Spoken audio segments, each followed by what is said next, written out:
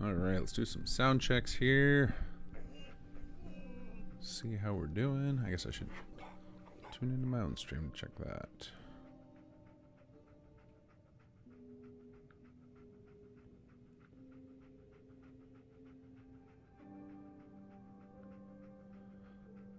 Alright, well, let's do a sound check. Check, check, check, check. Anybody hear me? No idea if I've got this set up correctly today. Let's do a sound check. Check, check, check, check. Anybody Hey, there it is. Oh man, I was almost in real time there when I listened to it on my phone. I didn't realize I could get such low latency. That's fantastic. Although we're going to be pushing the limits to see what kind of latency we get here today, because somebody pointed out to me that I've been recording in super low bit rate. So I am going to try and... Oh, is it still doing echoes? Anyway, I'm going to try and up the bit rate today.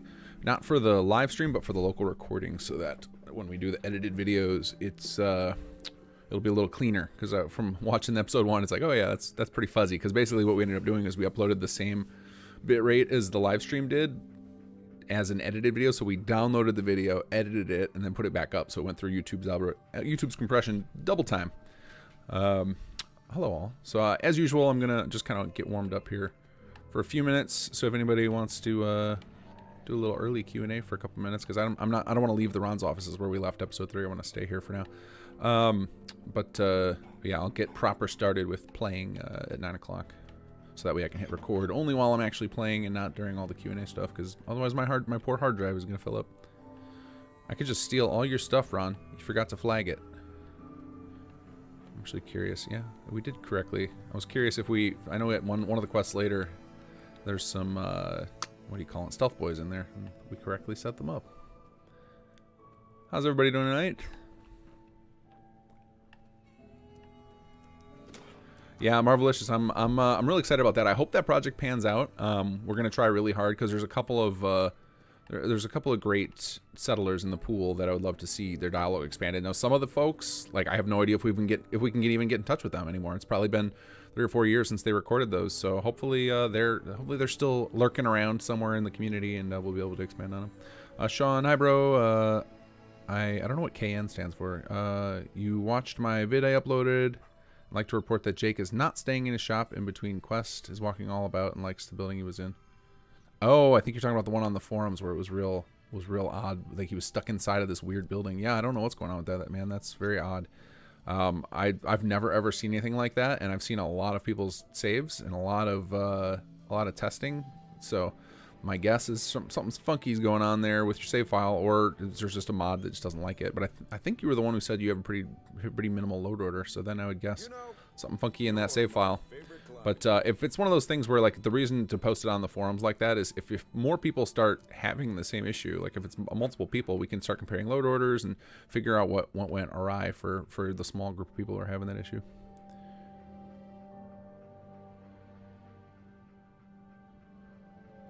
Thank you, Mr. Reese. I'm glad you appreciate it.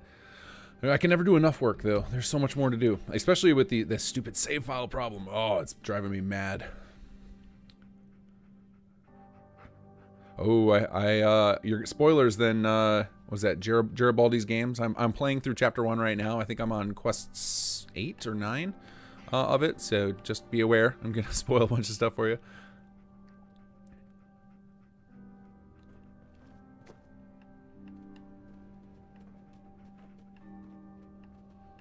Monster Hunter Rise finally released on PC. Was that the one that that was on Switch? Or am I thinking of something else? I never really got into the Monster Hunter series. A permadeath playthrough of Sim Settlements. Whew. That could be rough. Some of our battles for the quests are like really hard. And that wasn't like we were trying to make it hard. It's just that we give you so many overpowered companion NPCs usually. Like, you know, Jake and Aiden's weapons are insane, so we had to try and bump it up. But so like taking a few shots in a permadeath, you could die real easily on like a quest where there's smoke, or especially at end of the beginning. Holy cow, that quest is brutal. Frequently hangs out in Sanctuary as well as wherever he's supposed to be. So, yeah, that's so at the very beginning of the game he's actually a settler, and then he gets sent away. But we found something has happened. I don't know if it's like there's a mod out there that's overwriting the workshop script, or something funky with the latest workshop framework patch. I don't know what it is, still trying to figure it out, but the assignment and unassignment from workshop for settlers seems to be very unreliable now, which is why so many people have trouble at the start of HQ, because they aren't getting energy because some of the settlers aren't getting, or not the settlers, the Concord volunteers aren't getting assigned to HQ. I have no idea why. So I think at some point over the next couple of months, I might actually go rewrite all of the assignment code that the workshop scripts use, because it's trash. Like, you know, I'm glad Bethesda included the workshop system and that it's actually exposed in Papyrus, because it should not be. It should be an engine level thing. But their code in that is garbage, hot garbage. So it needs to be corrected. Jim Simon, finally able to catch you live. Where are you based? I was surprised it was Central Time. I prefer not to reveal a bunch of real life info. That's why you guys don't get a face reveal out of me. But yeah, I am in the Midwest of the United States. I'll say that much. So for those of you guys who are new to my stream, the way I end up doing this is if you're new to my stream, if you're new to me, then you're about to quickly learn that I'm a bit of I can be a rambler. Not necessarily like I don't know what I'm going after, but I like to just let my mind wander and chase stuff, and that also leads to me being very distracted easily. So I have to not pay attention to chat 90% of the time, or you guys will never see me get anything done. So I'm gonna just kind of play through this stream of thought and talk about what's going on, or talk about some dev stuff. Like I try to drop interesting stuff that happened in the background while working on the mod. And then when I've played for, you know, hour and a half, 2 hours, then I'll switch over to Q&A mode, where all I do is engage with the chat. And then I kind of stay in game in case you guys want me to show you something. But otherwise, the plan is I focus 100% on the game, then I focus 100% on you guys. And the one exception to that is super chats. If you're looking to support the mod project and throw some cash at us making this thing better, because all donations through Patreon or PayPal or super chats or buying merch, all that money goes back into the mod, because there's too many of us to like spend it on ourselves. So we just put it back into a pool, and then we use it for things like buying mocap suits and buying fancy equipment and server space and new tools and software and things like that. So we're just trying to use it to get our team able to create better stuff for the mod, rather than trying to buy ourselves new video games and trinkets and food. So if you super chat, I'll generally catch that in the middle of in the corner of my eye, because it's really big on the YouTube studio screen. Let's see, Josh Fisher. Hey, King Gaff, my particular problem is most of my settlements won't build. What would you recommend I do to fix this? The most common issue when settlements won't build is you're at the build limit. So if you pop into build or into workshop mode, check the little meter in the top right corner and see if it's full. If it is, you can go to the workbench, the red workbench in the settlement, and hit manage, and there's an option there to increase the build limit, because Sim Settlements does acknowledge the build limit by default. There's a setting to tell it not to respect the build limit, but I'm not positive that that setting works as it's supposed to. So the best thing to do is just increase your build limit. Sledge, King Bath, are there any more hotfixes coming soon, or can begin to play through? I would imagine there'll be a hotfix either, what's today, Wednesday? It'll be either tomorrow or Friday. I'm kind of on a week schedule, because the fixes are getting harder, so I can't do them every couple of days now without causing worse problems. Yeah, thank you, Canuck. Best way to make sure I see it is with the @KingGath. That's pretty much the only ones I'll end up responding to when I get into Q&A, mostly because otherwise, like reading all of the chat when you guys are talking to each other will make me take forever, because it already takes me forever to answer a question, because I tend to go off on tangents and tell you guys my longer stories than maybe you came for. But all right, it's 9 p.m. Welcome, guys, to, I guess, day 4. Is this day 4 already, the live stream? That's crazy. So last time we made it up to the Ron here, and we are going to continue with the quest. I think we're on, let's see, we've got the knowledge. Oh, that's a radiant I was showing you guys. I'm not going to do the radiance. So we've got Vim and Vigor, so we got to head to Vault 81, and since this is a new save, I'm going to have to do the little intro to Vault 81, so I got to make sure I've got some fusion cores on me. Although somebody said that you can just talk your way in, which I've never done before. Yeah, I don't have enough fusion cores, but I'm on a high charisma character, so I should be able to do that. And we're also going to hold off on doing the Anton and Powell stuff until later. I want to focus, I'm trying to get to Chapter 2 as quickly as possible, if you guys haven't caught on to that. Since Chapter 2 is the fresh and exciting thing in some settlements, I want to get that up here quickly, and then we can double back and do more. And that's when I might start incorporating a little more settlement gameplay and whatnot. But I really want to get us to Chapter 2 as quickly as possible, so that's kind of why I'm kind of beelining through and not really playing this as I expect all of you guys to play through. The way, if you watch the quest structure, it's designed in such that you get lots of breaks, and the idea was you'd either be doing vanilla quests during that time, or you would be building your settlements. And I'm doing neither of those things. I'm just skipping time and whatnot because, again, I want to get to Chapter 2. Again, welcome everybody, and if I don't see your messages, it's just, that's my way to focus and make sure we actually get some gameplay time on here. For those of you guys who don't want to listen to me ramble on, or don't have 4 hours to watch a live stream, because that tends to be how long I stream, we are starting to do a edited version of these episodes where Luke, our wonderful, or my wonderful, he's been just working with me on stuff for a long time. Editor Luke has been working away at getting the previous streams cut down. We released the first one a couple days ago. Episode 1 is just like a super, I think it cut down from 4 hours to 25 minutes cut version of the stream, so you get mostly just the gameplay, and there'll be some of me talking just because I don't stop talking.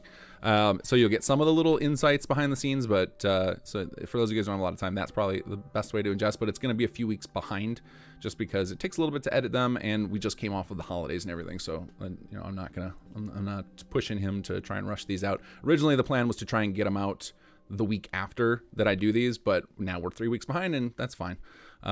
So if you wanna wait, then you'll be about 3 weeks behind the rest of us on this, but you won't have to listen to me mumble on for so long.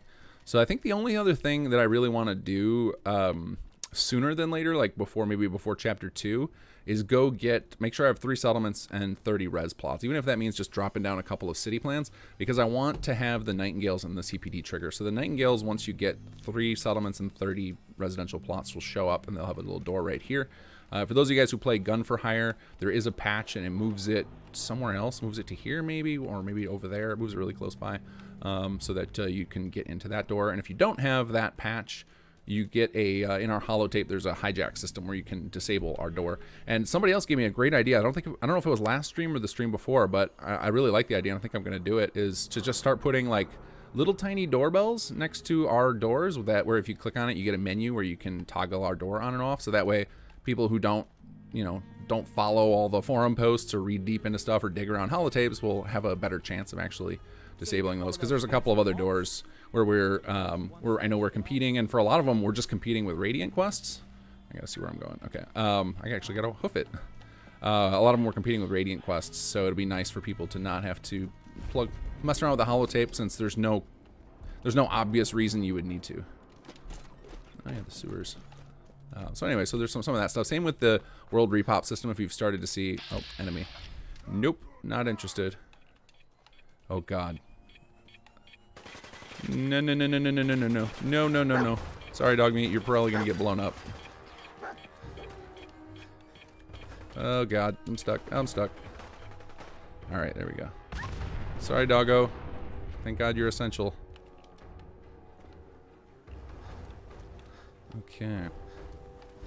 But anyway, as I was saying, oh God, as I was saying, I'm gonna die, and I'm terrible at Fallout. You guys are gonna find out real quick here. Okay, I didn't notice it in the last few weeks.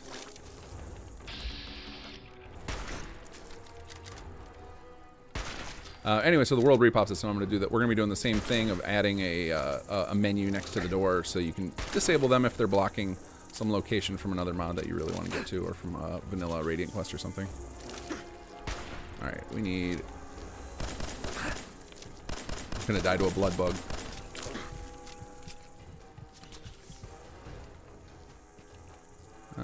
Come here, buddy. There we go.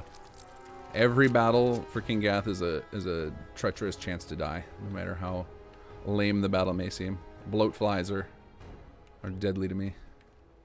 All right, now I gotta figure out. Oh yeah, I grabbed a bunch of jet out of habit from playing Conqueror for so long. You guys, jet's a good. Well, I think it was just that playthrough I was using jet all the time. But also you can donate it to the raiders if you're playing through the Conqueror storyline. All right, where was my thing? Let's hotkey this guy. We'll do it over here. There we go. Get it out. There we go. All right, heading to Vault 81.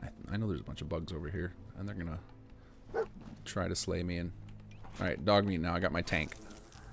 I'm like playing a hunter. a really terrible hunter. Don't run away, dog meat. This is your role. You are in charge of taking all the damage so that I don't have to. There we go. I guess what I should be probably investing in this character is VATS, because then I don't have to try very hard. Oh, come on, doggo. Oh, almost gotcha. Oh, that felt really good, pulling out a sidearm there. Alright. I know there's a bunch of rad roaches in there. Though I think rad roaches are the one exception where I can probably survive okay. Hey, I don't have stim packs for you, buddy. I barely got enough for me. I got 3 left. Those are going to last for one more encounter. Okay, where are we at? Investigate Vault 81. Nope, that Bloatfly gets to get away.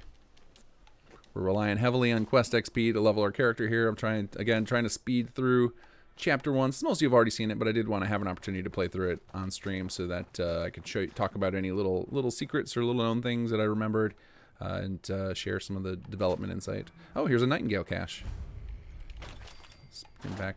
I don't know why that does that. These things are, there's like this, there's a system in the creation kit where you can attach things to each other. So we've attached this little Nightingale symbol to the containers, and they're supposed to follow the doors, but it must not work correctly with containers. So like when you open that, it clips through for some reason, but oh well. Yeah, I'll take some Nuka-Cola. I don't know why I always grab Nuka-Cola. I just like grabbing it. It might be just for the bottle caps. Maybe that's why I'm obsessed with grabbing it. Or does 76 have some reason for you to grab Nuka-Cola? I can't remember. Kay Horvinius, thank you for the donation. I have an addiction in settlement builds, and SS makes increases it. Bethesda made a complete mess with base game settlements. Thanks for the work, Kiji. Thank you for the donation and the support. I don't think they made a absolute complete mess of it, but it definitely seems like they didn't finish. Like it was like they had it in a cool spot, and usually I think when they get stuff to that spot, then the next step for them is to put it in the engine, and they never got to that. So clearly it's like kind of a like half-baked system, and yeah, I don't think they really like. I think, and almost the Minutemen quest line almost feels like a patch job to like make it feel like there's an important quest line about it, but didn't scratch the itch enough for me, which is why we started SS2 in the first place. One of many reasons. We wanted to get a good tutorial in, and we wanted to give an overall story arc so that involved settlements at their core. So it was like settlements are a core part of Fallout 4 as opposed to like this optional thing that you can just skip.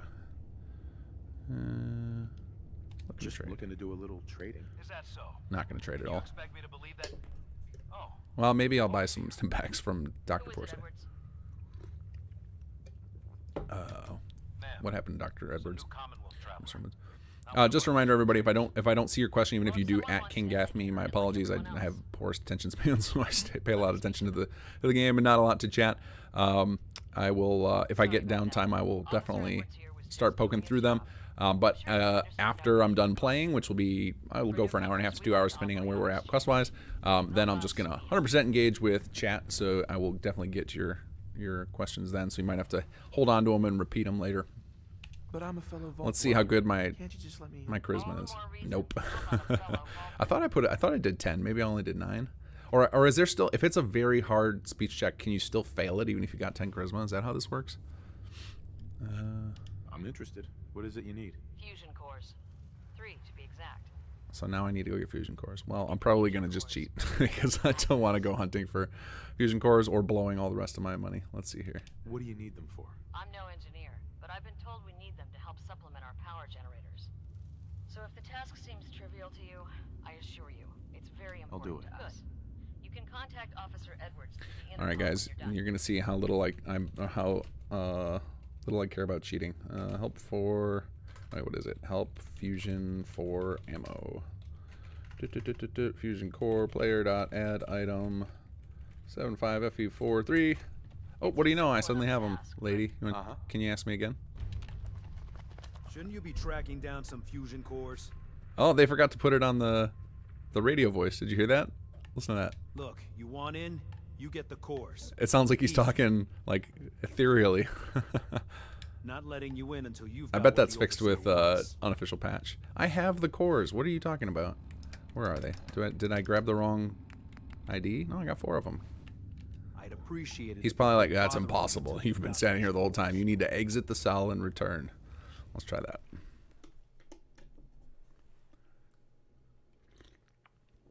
Okay, I'll grab a quick question while we're waiting for all these loading screens.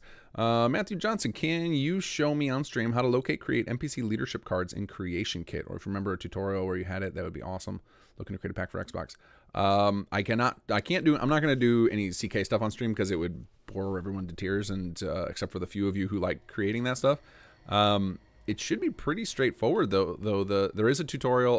There's a tutorial on the wiki. It's not a video. It's all text. But the leader cards are probably one of the easiest things you can create, unless it's for, like a NPC from a mod where you're trying not to parent the mod or something.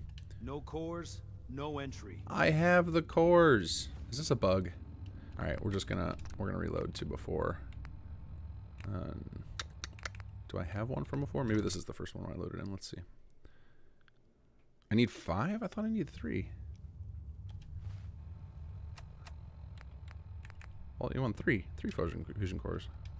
I'm not crazy. Look, you want in? You get the cores. Okay, let's try. We get to do some fun debugging. What do we think the quest is called here?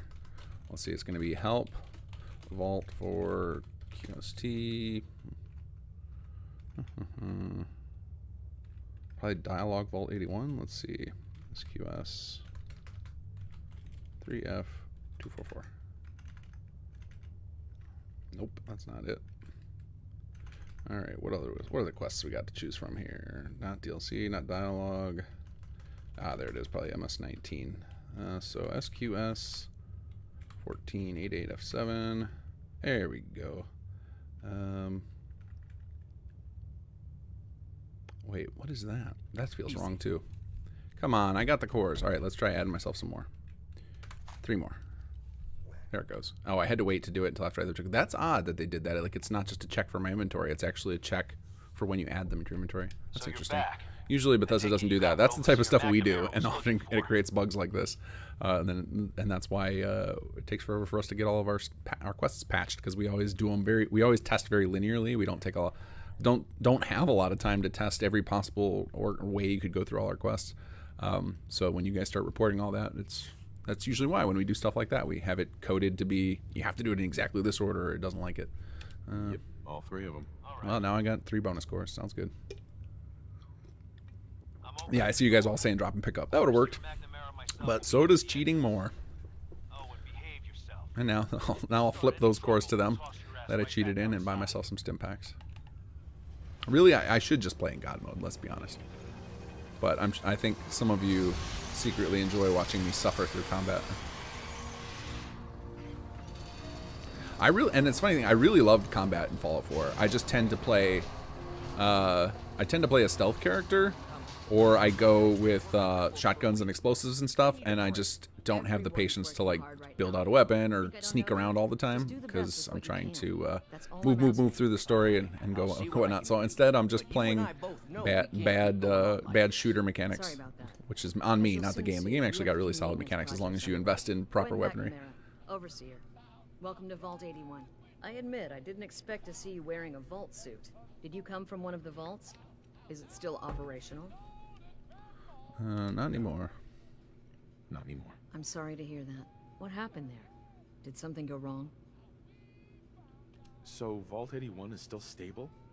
Have you guys ever had anything? I like that they just assume I'm a vault dweller because I'm wearing a vault suit. Or did I say it? I said it outside, and oh yeah, I tried to get them to persuade them with help with fellow vault dweller, but because my guy does not look like a vault dweller at all anymore, other than my silly blue jumpsuit. We can't provide ourselves. I'm impressed you maintained a successful vault for so long. Thanks. I owe it to the overseers before me, but some here would disagree. So adding in the character we're about to meet here was part of our long planning for HQ. So before we split the mod into chapters, we knew we were going to do the HQ. Like, we've had the story arc planned for a long time for our different chapters. And excuse me, when we were planning out HQ, Interaction is a good we looked at all our characters. Like, we had Aiden, we had Lupe, we had we knew we had a doctor character coming, which, spoiler alert, Cassandra. And then if we you're ready, had, I can take this but we fusion didn't have her course from named you. at the time. And who else did we have? And we didn't have Teresa as part of it for a while. We were actually going to try and bring Ophelia from Conqueror in. If you guys are Conqueror fans, Ophelia was going to play the role that Teresa ended up doing, because Ophelia is already a demolitionist, is her role in Conqueror. So it was like, oh, that's perfect. We could have multiple Well, crossover. And like, Ophelia is not really an evil character. She just got caught up Dr. in a Pensky bad would group. greatly appreciate It was going to be an awesome way to tell her story. But then I have work to do. we couldn't get a hold of the voice actress. allow it. And we needed to get moving with the story. And also, He's lived his Super long Weevil, who wrote Commonwealth. Conqueror, I'm sure he's he chosen was his friends thinking wisely. about coming If you back need to be anything available else, I'll be again. in my And office. he said he would try to do it, but we were having trouble lining up meetings to do Aiden's writing. And so then like having to bring Came from another vault? Ophelia into, what is going on here? Cedric, what are you doing? You're supposed to be greeting me. Oh, so this is broken now? All right, well, let me finish my story, and then we'll talk to old Cedric. He was supposed to start a conversation with me. Maybe he heard me talking to you guys and was just like, he's busy. So Ophelia was going to be part of it, and then we ended up switching that to Teresa later. But Cedric was a plant because we knew all those characters, whether it was Ophelia or Teresa and all the other ones, like none of them would know how to run a big facility. And it was like, well, we need a character to do that. And we started thinking about all the different lore and like, well, what kind of character would know how to run it? And it was like, well, a vault overseer would be perfect. And so like then we started foreshadowing and planting old Mansfield here because we knew we needed, we knew we couldn't use an existing vault overseer due to lack of voice files. And so Cedric was born. But there you go. That he's supposed to automatically start that conversation. I got to put that on my notes. Let me make a save here. Save LP. What do we say? Day 4. Day 4. Mansfield auto convo failed. I gotta remember to fix that because that's probably some people will just miss out what they're supposed to do off of that. I appreciate the hospitality. I can imagine. Being here must be a welcome reprieve after traipsing about the Commonwealth. Anyway, welcome to Vault 81. I'm Deputy Overseer Mansfield. If you've any questions or problems, please bring them to me. Otherwise, enjoy your time in the vault. Can you take a look at these schematics? Oh, goody. More junk from the Commonwealth for me to examine. The nice thing is, this Vault 81 stuff worked out really well because you show up and they're talking about all these different problems. So then it gave us an opportunity to just inject a couple of basic quests to help you establish your relationship with them without having to force all the vanilla quests for people who didn't want to do them, or for people who had already done them already. We didn't want them to show up and he's just like, yeah, sure, here you go. Wanted them to actually have to do something when they got here, and it works out nicely. It felt right into the Vault 81 story already that they need help with a bunch of stuff. Piece of technology. I can't just hand it over to some unwashed outsider. All right. Maybe we can reach an agreement? Perhaps if you were to perform a number of services for the vault. You see, a part of my job is making sure... Weapony Z, you probably answered this already, but any fix for long autosaves coming soon. I have no idea when that's going to come because we don't know that we're causing it directly as far as it's not necessarily something we can change to fix it. It might just be that we've added so much content, we're pushing the engines to the limit. But we are doing as much research as we can to find out if there's something we can change. And as soon as we have some sort of a breakthrough in our research, then that's going to be like top priority. It'll be I drop whatever projects I'm doing that week and work on that instead. But right now, I just don't have enough information to do anything about the problem. So we're collecting a lot of information. If you are a good troubleshooter, head to the forums. There's in the news section where I post all my updates, there's a long save research thread going on where people are, and there's like a tool you can use to dump your saves, and there's a lot of people participating in that and kind of collecting information so that we can try and find the pattern of what it is that those long saves actually are doing. Yeah, sounds fair. The first task I'd ask of you is rather mundane, but vital to the vault's continued survival. You see, our vault's reactors are kept running almost exclusively by a single robot, Old Rusty. However, due to his poor maintenance, Rusty requires a lot of oil to stay Robert Denary, is there a limit to the power a power transfer plot can transfer? Nope, no limit. Just whatever surplus you got. So if a settlement's got 200 power being produced and is using 150, it'll transfer out 50. At least for a few months. Surely there's room for compromise. Oh, local leader. You've got the temperament of an overseer. Very well. 4 units of oil. Your next task would be a little more hands-on.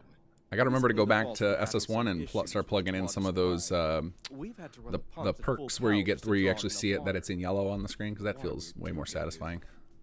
I've been slowly doing it chapter 2, and I got a lot more to go, but I'd need you to check the there's no way to intake just search method for nearby those, reservoir. unfortunately. Maybe I See could if search for the anything is blocking brackets the if I water export flow. all the dialogue, And but that if it is, exporting the dialogue from the CK is may have to asking get a for the bit thing to wet. crash on you.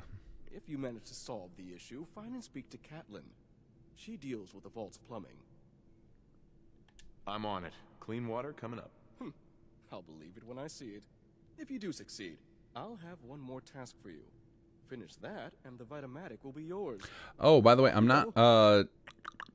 Does anybody want me to turn subtitles on? I just realized they're off right now. Usually I play with them on, but I'm currently in the middle of a project to collect voice actor footage, and so that the voice actors can have it for their demo reels. And since some of the dialogue doesn't match up perfectly with the subtitles, I turn it off for those videos now, so that there's no somebody getting distracted reading and hearing different words like in the demo reels. But if you guys would like me to turn on subtitles, I'm happy to do so. Hello, Sir Rick. Sir Rick is in chat now, and he is, man, you really did break your sleep schedule, dude. He's our lead writer. He's the crafter of the main quest narrative for SS2. Okay, so people are saying, yes, subtitles would be nice. Let's get those back on. No problem. Oh, wrong screen. Display. Subtitles. There we go. Oh, sorry, Hey, Austin. Mister, are you really from the Commonwealth? Yes, I am. I knew it! Hey, I can show you around the vault if you want. Just 5 caps. Do it for free. No, not That's necessary. not necessary. I can find We're in a my hurry, own way buddy. around. Oh, you're no fun. And now I'm not gonna be able to find. The only reason I can find my way around is because of these quest markers. Otherwise, I would never be able to find Rusty. Oh, look, we fixed Catelyn. So when we first launched, she was just like she would just stand in the toilet room, the bathroom, I believe they call it. Gaff. She would just stand in the bathroom. I don't know why. I think I call it a toilet room because this doesn't look like a bathroom, right? It's just like it just looks like there's a toilet in a room. But she would just stand there the whole time, and now she's sandboxing, which is much better. About our water problems? So, tell me about him. Mansfield? He's a decent enough sort, but he does rub some residents the wrong way. People say he's a pencil-pushing worrywart. But when we first opened the vault, he was one of the first out to explore the wastes. I don't know, that seemed kind of brave to me. Although he was also the first to come back. I don't think he liked what he found out there. Since then, it seems like he's always butting heads with Overseer McNamara. Some say he's after her job. The water? Recently, the water pressure from the vault's intake line dropped. That's not a huge deal, it happens now and again. Usually, we just compensate by increasing power to the pumps. Then, when a work team's free, we send them out to clear any blockages. But this is the 5th time the pressure's dropped in the last few days. I don't know what keeps causing it, and all the work teams are busy. Okay, We do I'm on have it. water in storage tanks, but if we can't get the water pressure back up, we'll be emptying the tanks faster than we can fill them. Yes. All right, I'm here let's to go help. take care of this. Oh, good. Actually, I think this is one of those conversations where you have to hit leave. Residents have I can't started remember. to complain about the water, and I don't know what to tell them. And she's a great voice actress, and we didn't give her. This is the tiny. We gave Okay, her like one of the bye. tiniest roles. Maybe she's in more, and I just don't remember. I just don't recognize her name. All right, let's head on up and go outside. Come on, dog meat. You can make it. There we go. Oh, and I did the latest hotfix fixed Craig, the thing we were having, or at least it caused an objective to go up. So I got it when I loaded the save before I started the stream, but Brannigan's Bounty has updated to rescue the ranch hand. So I think I can go do that too. Go rescue him and continue the Concord stuff, because I'd love all that stuff to show up.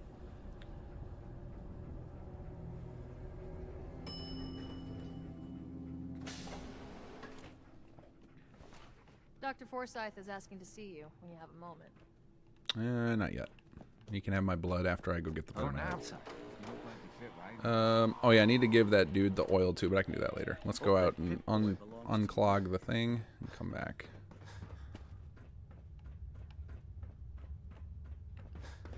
Out we go. And I have to say, knock on wood before I say this, but I have not experienced many long saves since after the first stream, which is interesting. I actually should have pulled it on the new plugin we have to generate texts of the save files, but totally forgot about that. I had to disable if no one knows what I'm talking about. With the long save issue that a lot of people are running into, we have a tool to help us try and diagnose it that converts your save files as you make them and as you load them into text so that they can be readable and analyzed with text comparison. And the first version of it that we had would automatically open up Notepad Plus or whatever text editor you had, and it was really irritating to play with. So Shade made us another version that does not do that, and I just haven't installed it yet.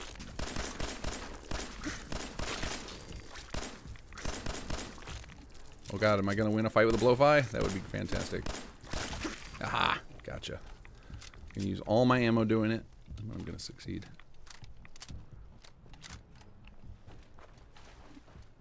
Alright, under we go. So maybe Sir Rick and Chet can answer this.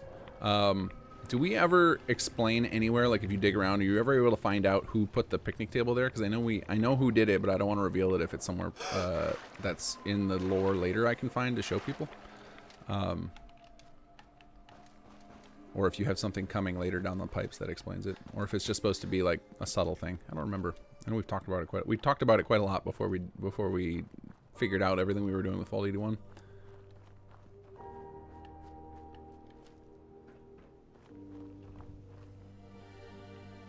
It's in now, okay.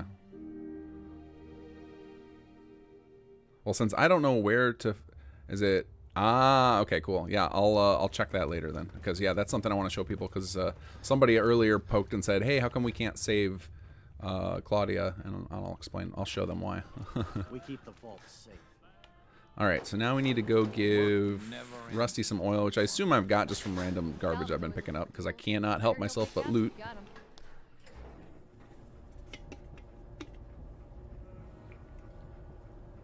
There's picnic bench lore. Yep.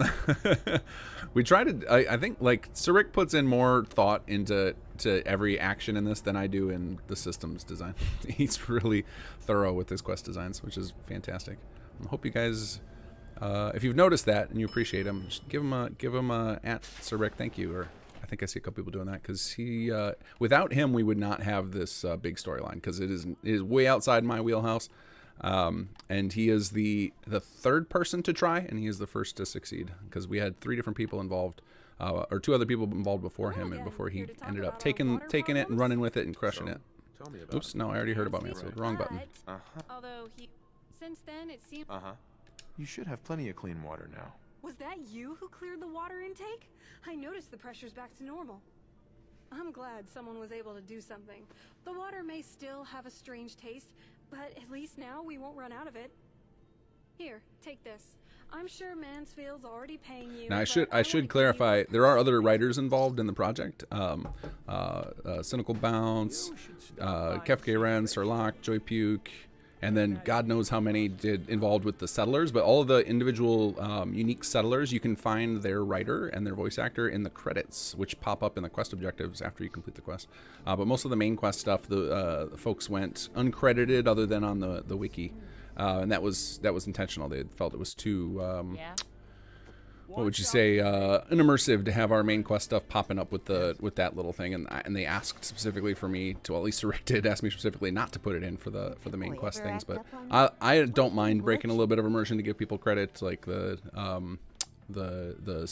what is it? What do you call it? The plaques from the original SS to show who made a building plan. It was like super important to me to get in there, because I don't want credit for all these wonderful artists' work who have created all these building plans from add-on packs. And the quest objective thing from the settlers was a way to show some love to the writers and VAs. I actually thought about doing it in the Vitamatic too. I thought that could be kind of cool. Is if you scan somebody with a Vitamatic, it has a line for who their voice actor is. Like maybe that could be a thing that's turned off by default for people who think, where the hell is the reactor? What am I doing wrong here? Is it up here? Anyway, I thought that could be something I could add to the Vitamatic. I thought that could be kind of cool. Like if you really like a character, be like, whose voice is that? Or especially like now that we're starting to get, like we literally have people who have voiced characters in some of your favorite Bethesda games voicing stuff in here now. That's how how lucky we've been with the casting. Or I don't, you know, Kobus, our voice director, would say it's not luck. It's because of his connections. But it is because you guys have made the mod so popular. We can do things like show our numbers, and they get and then folks want to get involved with the project. So if you ever hear one of our characters and are like, "Who is that? I recognize that voice." It'd be fun to be able to just zap them and find out. Oh, not enough oil. Are you kidding me? Well, we have a solution to that called the console. Let's see here. Help oil for, is it Misk, I think? I'll just give myself a shipment of oil if I can find it. Shipment of oil. There it is. Player dot add item. We are not above cheating on this stream. I'm really close to just like if we get to a really nasty combat encounter, probably just go in God mode to get through it. Hey, old Rusty. How can I assist? Warning, overdue for maintenance. Pardon me. Here you go. Have some oil. This'll make Victoria Calendar. Good evening, King Gaff. Thank you for the mods and informational videos you share. Thank you for supporting the project. Really appreciate the donation. Yeah, I think I've seen a few people asking about tutorials and stuff. I've got currently such a workload between life, family, and the mod already that my tutorial series is pretty much done for the foreseeable future. I would love to bring it back because there's still a lot more I would like to share. But there's a pretty deep pool of tutorials available on our wiki. I still do full written tutorials. In fact, I started in the last couple of days translating over our internal documentation for the World Repop system into the wiki so that people can start adding new interiors and new people to meet in the World Repop system. So you should be able to see. I'm probably going to end up doing the add-on makers toolkit updates for chapter 2 in stages instead of doing it all at once, because there's a couple of systems that are completely isolated. I could easily do that too. So World Repop will be the first one because it's much simpler than stuff like the HQ editions. But yeah, I do a lot of tutorial. I've already done a lot of tutorials on Bethesda Mod School on my channel. There's a whole playlist for it. I've been hearing good things about you. Old Rusty And then is lots of running text at peak tutorials available efficiency, too. And the vault's water problems have been solved. I didn't expect such competence from a wastelander. I must say, I'm pleasantly surprised. Here's an interesting little tidbit. I don't know how many of you ever caught on. Mansfield's voice. He's the same voice actor now, but his accent has changed. So the voice actor came up with a voice, and we weren't sure if it fit the personality, but a couple of samples he did was like, yeah, I can see it. And then he did the whole thing. And then we were like, no, that doesn't feel quite right. But at the time we figured that out. We're like, it's too late. We got to ship it. And then he did some more. He worked with Kobus and came up with a voice we liked even more because we knew he was going to be a bigger part of chapter 2 and chapter 3. And then the voice actor, he goes by Uncaged Elk, was kind enough to go back and re-record all the chapter 1 lines to use the new accent, which was really amazing of him to do that. So if you're watching Uncaged Elk, thank you so much. I don't know if anybody even caught on that the voice changed a little bit, but Honestly, I was unsure. But I had hoped you'd prove yourself capable. And you have. Now that you've demonstrated your ability to get a job done, I feel I can entrust you with something more important. If you complete this last task, I'll be happy to reward you with a Vitamatic. all right. What's the issue? Ever since we opened the vault. So speaking of Sarik being in chat, I posted a poll this morning about bringing on guests to this live stream because eventually I'm going to run out of interesting things to say. So having somebody else to bounce stuff off of could shake things up a bit. And it seems like overwhelmingly you guys are into the idea. If you guys want to go vote on that poll, it's up on my front page of my channel. First guess I think is probably going to be Sarik unless he can't stay awake this late, because for him it's probably 3 a.m. right now.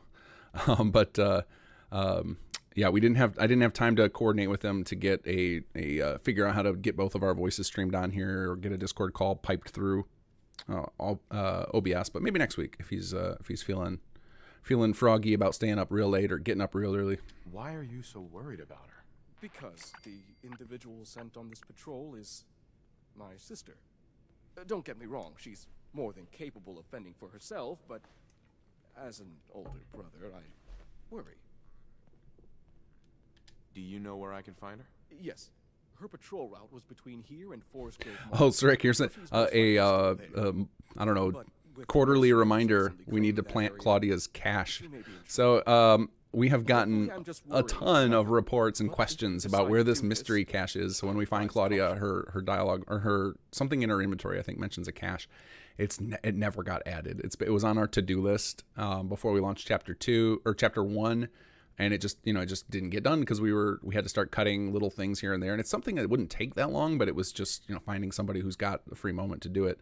And then the time to merge it in. It just never happened. And we talked about it during chapter 2 development. And I think, again, same thing happened. We got so much to do on the mod at all times. It's just like an unlimited, never-ending list of things to do because we keep wanting to add more and more depth to everything. I'll find her. We like feature creep ourselves to hell all the time, and it's really fun. But also, then we find little corner cases there where we just like put it on the to-do list and failed to finish the to-do list.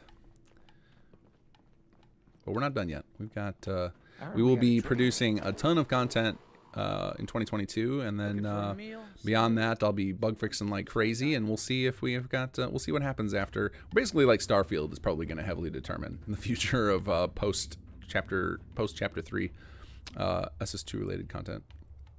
Mostly because if Starfield's amazing and all of us go to play that, all of us on the team and all of you guys, then we'll probably want to start Sim Starfield, right? Yeah, sorry, Godzilla. You are not alone in that, and I feel bad about it. And maybe if you guys all scream about it enough, maybe Sir Rick will feel bad about it and go put it in right now, and I'll merge it in tomorrow.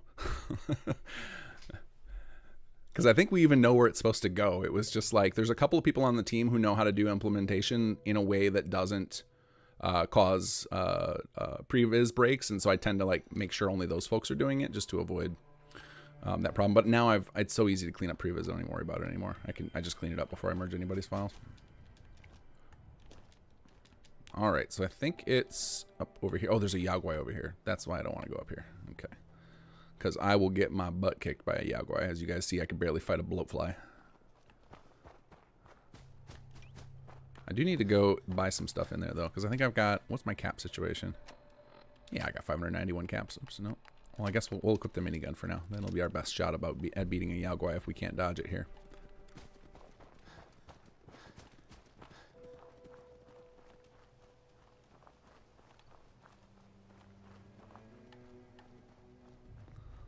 All right. So, interesting. So, talking about the World Repop system. So, World Repop is one of those things I am so excited to get in the hands of mod authors, and I hope to see more people embrace it, because that to me is like... is what I really want to see. Like the settlement stuff is cool, but like we all know we're not gonna. I bet there's in the entire Some Settlements audience, there's probably just a small handful, single digits of you who have ever built up every single settlement, even with city plans, like in a single playthrough. And like settlements are the first part, but I really want to see the world fill out with more stuff like this. Like how cool would it be is like as you do more stuff and build up the Commonwealth and you build up settlements around that, like places like this reopen and somebody opens up a little food stand here. That could be amazing. It would feel so good as a player, like you're actually improving the world. All right, we're gonna take a risk and fight some super mutants here. Mostly because I realized I have that minigun, so I think I can take them. Oh god, Suicider. Good work, dog meat. Way to take the bullet on that one. And now we get some loot. Okay, I'm gonna give you a stim pack because you did that. That was awesome of you. Hey, some caps. I don't need nuclear material, but we'll take it. There's one. Nope, that's 38 round. I don't need some 308. All right, let's see here. So I think we dodged the Yaguai now. Ironically, ran into super mutants. All right, let's make sure I'm heading in the right direction here. Map. Yep. Okay. I'm really trying to be careful with it because if you stealth over to this encounter here, you actually there's some dialogue you get to overhear. And I know I've watched many a playthrough, and as soon as they see gunners, they immediately go into vats and snipe them down. So I know it's pretty infrequent that I see anybody catch this dialogue. In fact, we used it in our recap trailer mostly because of that, because like people should hear that. There's like some interesting little tidbits and some more foreshadowing of what's coming in here.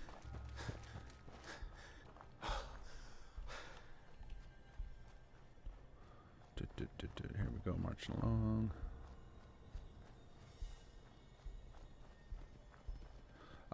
Let's see. Godzilla, we make video on how to make our own plots. I actually did that for chapter 1, or for not chapter 1, SS1. and most of the stuff is the same for SS2. The difference is in how you get, like, for the actually designing your buildings and like the stuff you have to do, but there's no, I'm not going to do videos for SS2 stuff anytime soon. I won't say never never, but I just right now, because the development of a story mod takes so much time, I have opted to focus on let's get our story complete, and as many of our mechanics in as we can that tie into story stuff, because we have a limited amount of time for these voice actors to be available and everything, whereas I can keep working on systems forever, and I can keep making videos forever, like by myself or with a couple of other people. So I'm trying to get all the stuff that requires the big team effort. Okay, I don't know if you guys can hear this. It's probably really quiet for you guys. Okay, I didn't do a good enough job stealthing. My apologies. Let's see if I have a, do I have a recent save? But anyway, if you want to hear all that, most of the dialogue, you can hear it in, I don't know how far. We'll try it. We'll try loading back to that save. Worst case scenario. I gotta be able to get close enough. I put multiple points into sneak already. Anyway, so the I would love to go back and make more videos for tutorials and stuff, but it might happen after SS2 is finished. I mean, one thing that we do about this about this mod is we treat it the way, oh, how far back did I go? Okay, just before the Superman fight, no big deal. We always treat this mod like knowing that all of Bethesda's games have a super long tail. People are going to be playing this game and hopefully the mod for the next 10 years. So I'm not in a rush to get everything done. Like, I'm okay with, you know, stuff like the Claudia, the missing cache and stuff. We can add it in later, and then, you know, each time you come back and play the mod, it'll be a little bit smoother, a little bit better of a experience. And that's kind of like a sacrifice we have to make as mod authors and not full-time game devs. So we're trying to get to that pro quality. It's going to take a while. And, you know, it's kind of like, treat it like an early access. It's kind of like we're going to be in perpetual early access until the day I decide to quit modding Fallout 4. All right, let's go find this over here.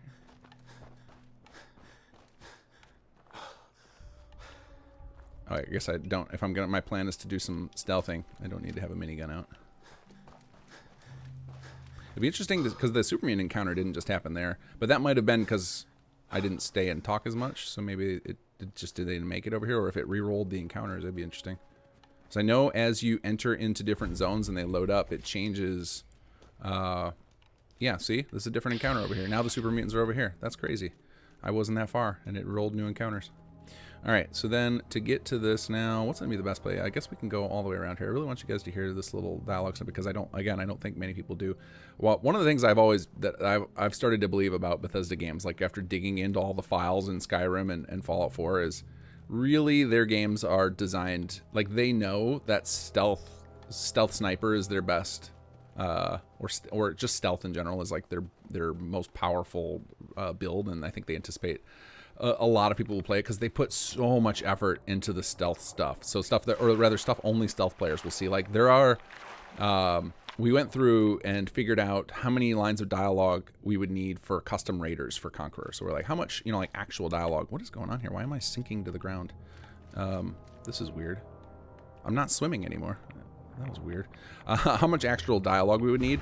And something like half of the generic default raider dialogue is just stuff that they whisper to themselves if you're sneaking around them, which is crazy. Like there's that much extra dialogue just to support stealth gameplay. And I think it's a similar situation for Skyrim, is they record all this extra stuff that people can overhear NPCs whispering about if the player's stealthing around. And so like this was like I think this is like our only instance of that where we really have something that interesting you can catch if you're a stealth player. All right, let's see if we pulled it off this time. Nope, he caught me. Wait. The caution's going out. I wonder if I got too close and the scene already played out. We'll see in a second here. Nope. Okay. Well, I'm not doing all that again. Sorry, guys. There's a lot of it is in the recap video, like the majority, like the key bits of it. But basically, these two are having a conversation, basically saying this was an accident. They didn't mean to kill her,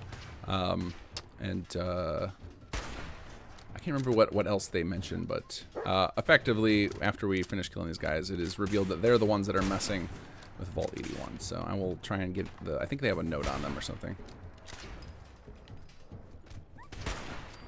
There we go. Oh man, I'm feeling like a legit player here, not getting my butt kicked by these guys right now. I'm probably speaking too soon because there's a legendary one. Alright. Sorry, doggo, you're on your own. Alright, where'd you go? Is the legendary guy hiding from me? I don't think you know how weak I am, dude. Just charge me and I lose.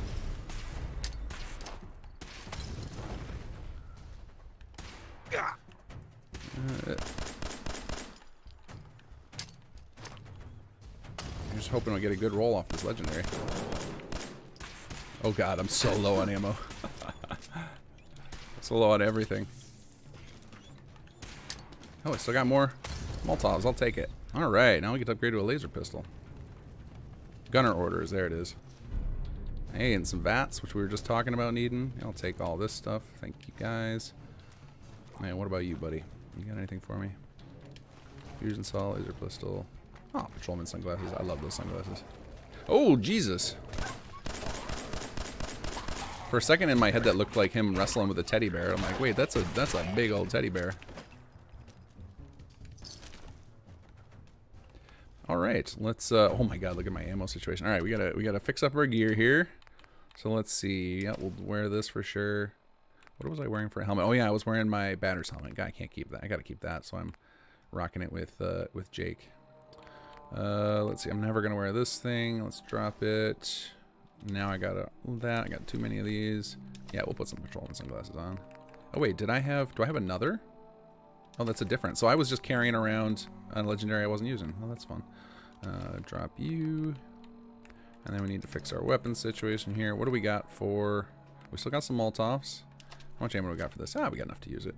It's not what we're spec'd into, but that's okay. All right. Claudia's log. All right, so now let's check out some of this lore stuff we got here. Gunner's orders. Well, let's see here. Keep pressure on Vault 81. Ensure water intake remains blocked. Minimal water intake required for Calmax within internal water storage tanks to remain potent. Imperative that V81 residents remain sedated. Don't screw this up by orders of Captain West. Additional Berman now takes orders directly from me. Follow his commands as if they were my own. So we started planting some foreshadowing in Chapter 1 that the Gunners were the main villain. Obviously, it was pretty on the nose when you get to where there's smoke and everything, but we wanted to make sure that we were kind of leading up to it because we went from just basically a tutorial quest line to all of a sudden like, oh, hey, there's a villain of a sorts. Claudia's personal log. Let's see here. And I think this is where the cache is mentioned. The vault, it's the same speech. The Commonwealth is dangerous. You can't trust outsiders.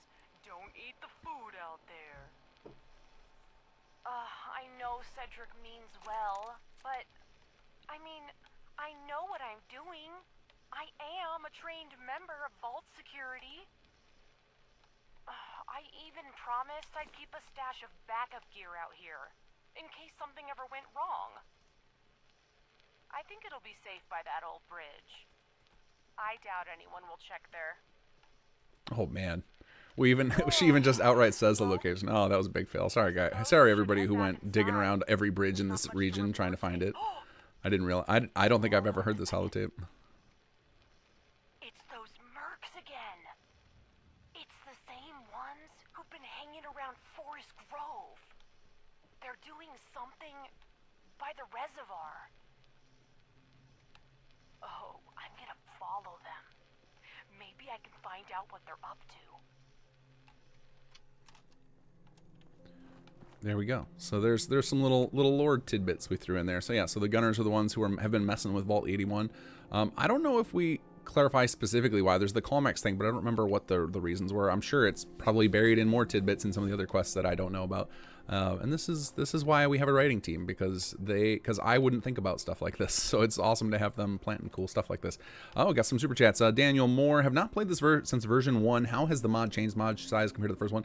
It depends on what you mean. If you mean version 1 of SS2, that's one thing. If you mean version 1 as in SS1 versus SS2, it is a dramatic difference. As far as like going from the initial release of SS2 versus the current build, the biggest change you would see playing through the quest line again would be that as you're playing through it now, you'll see people start appearing in Concord. That would be the biggest change. Otherwise, chapter 1 is largely unchanged between chapter 1 and chapter 2. There's a few little things we did, like I mentioned earlier. We had Mansfield re-record his voice for his new accent. I think that Yaguai finally came around, but we can just run away from him. Some little minor things like that, but nothing major. Let's see. Victoria Calendar, as a stealth player, appreciate that y'all put in the effort to add secret dialogue. It's always fun to stumble across. Thank you for the donation. And yeah, I agree. I actually, if Sir Rick wants to do any more of that, I'll give him the thumbs up, because it's cool to have moments like that you can stumble upon. It's like one of those things where, you know, you might play the quest a bunch of times and never experience, and then all of a sudden you do, and it's cool to find that little stuff. I appreciate that every time I play through a Bethesda game. There's something I experienced that I hadn't before. I think there's a lot more of it in Chapter 2 than there is in Chapter 1. Not necessarily the stealth stuff, but just stuff that you might have missed, because we have a lot more player choice and a lot more perk requirements. I think Sir Rick said he managed to squeeze in, there's at least one dialogue skill check for every single perk in I don't know if it's across both chapters or just in Chapter 2, but we now cover all of them, even the weird ones. There's some sort of dialogue check somewhere where you get to use your perks in an encounter, which is pretty fun. I'm afraid it's bad news. She's dead, isn't she? When she failed to report in, I knew something was wrong, but... Oh yeah, Sledge spoilers. Yeah, this stream is going to have unlimited spoilers, because I'm talking about stuff that I haven't done yet. I'm going to be talking about stuff that's I think my last stream I ended up talking a lot about Chapter 3. I'm not spoiling the story, but given the gist of it. But anybody who's played through Chapter 2 knows where Chapter 3 is headed. Especially once you get to the end of the HQ quests. Are you okay? No. Not. But thank you for asking. Despite the circumstances, you did as much as you could. I and the rest of the Vault are grateful for your assistance. The Vitamatic is yours. You'll find it in the Vault's clinic. Dr. Forsyth has been informed you have permission to take it. Now, you'll have to excuse me. I need to update the Vault's records. Poor Mansfield. We need to put a picture of his sister or something in his HQ quarters. Oh, wow. And the music goes down after that happens. Man, that's a somber moment. And I don't think that was intentional. I think there's just no music in this cell. Oscar N1N7, thank you for the donation. Apart from your and Seddon's tutorials, are there any other tutorials or resources you can recommend for a noob who wants to make quests? Yeah, I think Seddon's are fantastic. They're a little... mine are too. I was going to say they're a little bit... he kind of... He'll like screw up in the middle of it and then just do like a quick re-edit. So they're a little rough around the edges, but so are mine. Because I am very verbose. Those are the two I know of. But the other thing is a lot of Skyrim tutorials apply to quest making. It's except for the dialogue. So non-dialogue stuff like quest stages and objectives are roughly the same in both. So you can actually get a lot of research. You can learn a lot from videos from people like Dark Fox, who have just hundreds of tutorials available. But yeah, I think me and Seddon, have the most stuff on quest making. I don't even have that many. Seddon's was how I learned how to make quests for Fallout 4. And then so he taught me the basics, and then I just started imagining how do you, he gives you the building blocks, and you can combine those into a bunch of different, more involved quests. So you can just kind of take the different things. If you learn how to detect when people loot from containers, or detect when people kill NPCs, or detect when people say stuff in dialogue, that's pretty much all you need. Like, you can do most quests from just knowing those little basics. It's just stringing them together. It's nothing fancy. It's not like there's like extra tricks to it. It's, you learn the basics and you just keep using them over and over again and combine them together in strings of quest moments. Let's see. I think the clinic is over in residential. Yep. All right, now let's see if I got the Vitamatic fix. Oh, and somebody said, let's see, it said, can you unable to save in Vault 81? Let's see, can I save? We'll do save, LP, what time is it anyway? It's 9:55, okay. LP day 4 pre-Vitamatic. I'm curious if I correctly fixed the Vitamatic looting. I know there was somebody said I busted it with the hotfix before last, and then I think I fixed it again for this hotfix. So let's see. Okay, it says take finally. I know that was an issue since version 1, and I finally added that in a recent hotfix. Hey, we get the animation. It's all working, fantastic. Knock on wood. Yeah, he saw you do it, buddy. Man, that model looks beautiful. Zero Big Sis kicking butt with that, and nice work on the animation, Eher. There we go, got our Vitamatic. And if you guys ever noticed that thing up in the corner, 65535 added, we just give you crazy amounts of ammo, and we didn't give it a name because we didn't want you to have to like deal with ammo for this thing. It's supposed to be electrical, but I could not for the life of me figure out how to make a gun that didn't require ammo. So it's just like, all right, I guess we're stuck with they have to get an invisible item. And that seemed to be a fine sacrifice, because if you go through 65,000 units of ammo for the Vitamatic in a playthrough, then you must have just been trying to do something real silly, or you're like Raybo, who just likes to, I think you call it goosing the settlers, because it does a little damage. That's another thing. If anybody's a weapons expert and knows how to fix some of these things, I would love to polish that up. Right now, you have to currently you have the invisible ammo, which I don't love.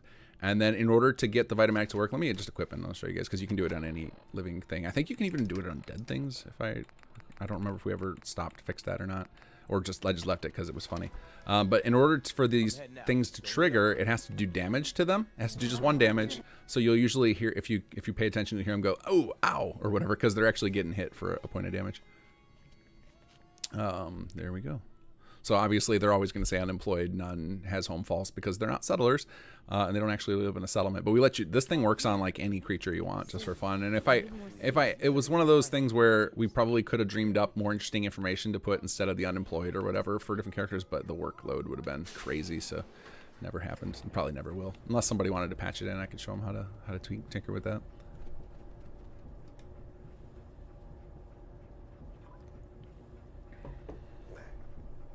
All right, up we go. We're heading on back to Jake now.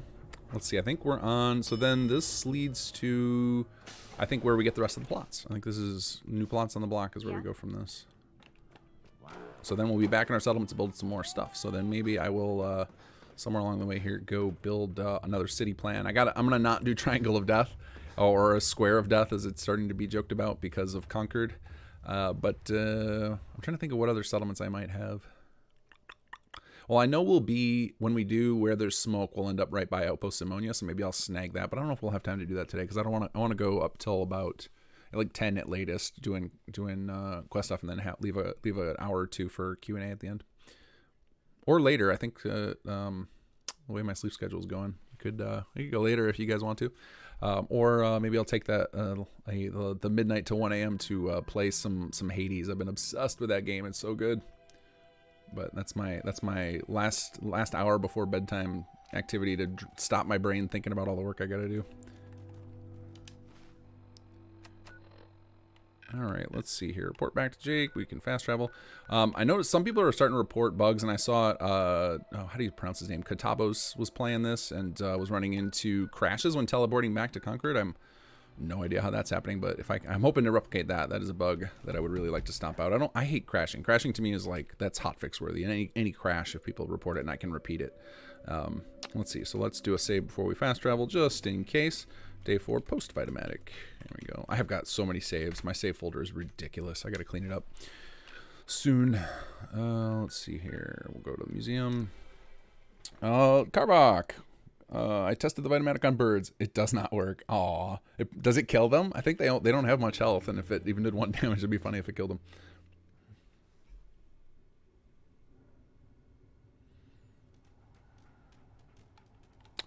All right. Ooh, look at this fog. Let's fix this weather. This is another part while I'm happy to cheat so you guys can see what the hell's going on. 2B52A, I think, is clear weather. Here we go. Okay. Oh, and we can... I should have done the Brannigan quest, too, because I think that was down there. Yep. See the kidnap ranch and west of the castle. Well, we got a fast point, travel point over there, so that's good. I'll go back and do that too. All right, let's see here. Engaging hostile target. Don't mind the robot. It won't hurt you, or at least I don't think it will. I found it slumped in a corner in the Vault Tech building. Figure I'd repair it. That'll give me a hand bringing back all the stuff we found. Please contact an authorized repair representative. The dialogue camera does not love Protectrons. Didn't quite get around to fixing its vocal processor. Maybe later. Right now we've got more important stuff to be getting on with. How'd things go with the Ron? You have anything interesting for us? Good work on the robot. Very helpful. Yeah, I thought so. Okay, so here's a moment. I'm curious if it works I'm thinking I'll keep it around. anymore, or if it ever worked, because it was one of the. So there's a moment here where Jake is supposed to shoot you with the Vitomatic, and I remember during testing before Chapter 1 released, I couldn't get it working for the life of me, but it might work now. So for those of you guys don't know, pretty much all of Chapter 1's quests I did by myself, other than Sir Rick set up the dialogue trees, but I had to do all the quest scripting and stuff, and it was crazy stressful, like the how much we did in such a short period of time. So that is why I think Chapter 1 released with way more quest bugs than Chapter 2 did. Relatively speaking, like there might be more active bug reports right now for Chapter 2, but that's because there's more quest content in Chapter 2. But Chapter 1, it was really buggy in the main quest because I did it all by myself, and I was also in charge of doing all the coding.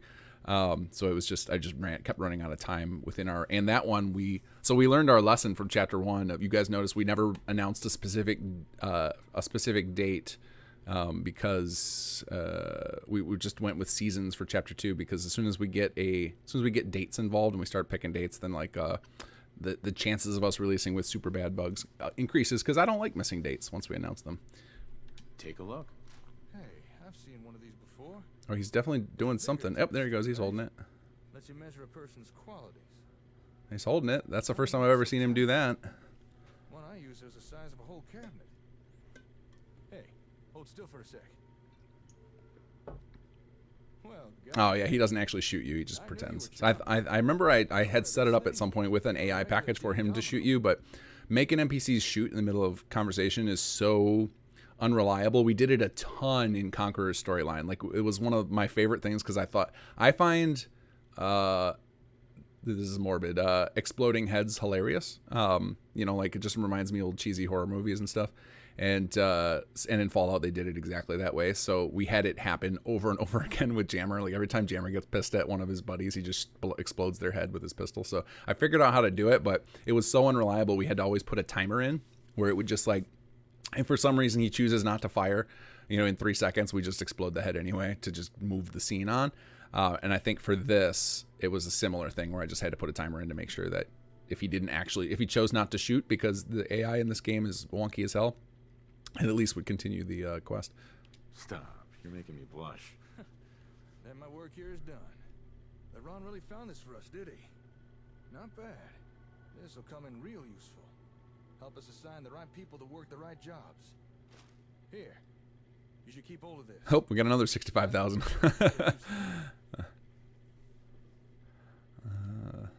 Do you have any news? Well, as you can see, Oh, Meg Elliott, that's awesome to hear. Meg Elliott says, I made my first settlement layout. I'm working on my first mod because of SS2. That's fantastic. There's a lot of people who started out, their first mods were add-on packs for SS1, and then now they've gone on to make tons of little mods and stuff, and it's awesome. Modding's really, it's a lot to learn, but to me the hardest part is just like having something to get you started so that you have a starting point. Like I think that's the case with learning anything complex, is you just need somewhere to get moving, because otherwise you're just staring at this giant impenetrable wall of knowledge you don't have. So giving just any entry point is awesome. Not to push my own stuff over and over again, but if you guys want to learn how to mod, go check out the Bethesda Mod School. It is there's lots of different. Basically, you could, with Bethesda Mod School, you could go in, just do the opening couple of videos, the like CK introduction stuff, and then you could kind of pick any of the paths to get through it. You could go right to the quest stuff, or right to the dialogue stuff, or right to the I don't think I did a lot of scripting, but there's different points you could just jump in and kind of learn enough to get moving on something, so you at least have a baseline.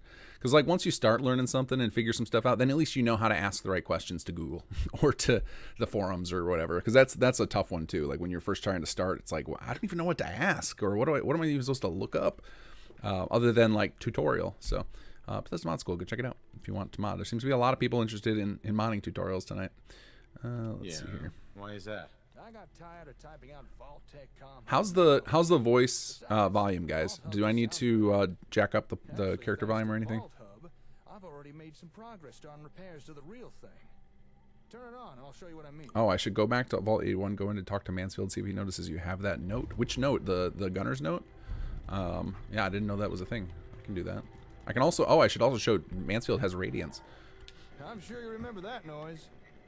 What you're hearing there are radio signals from all the nearby ASAMs.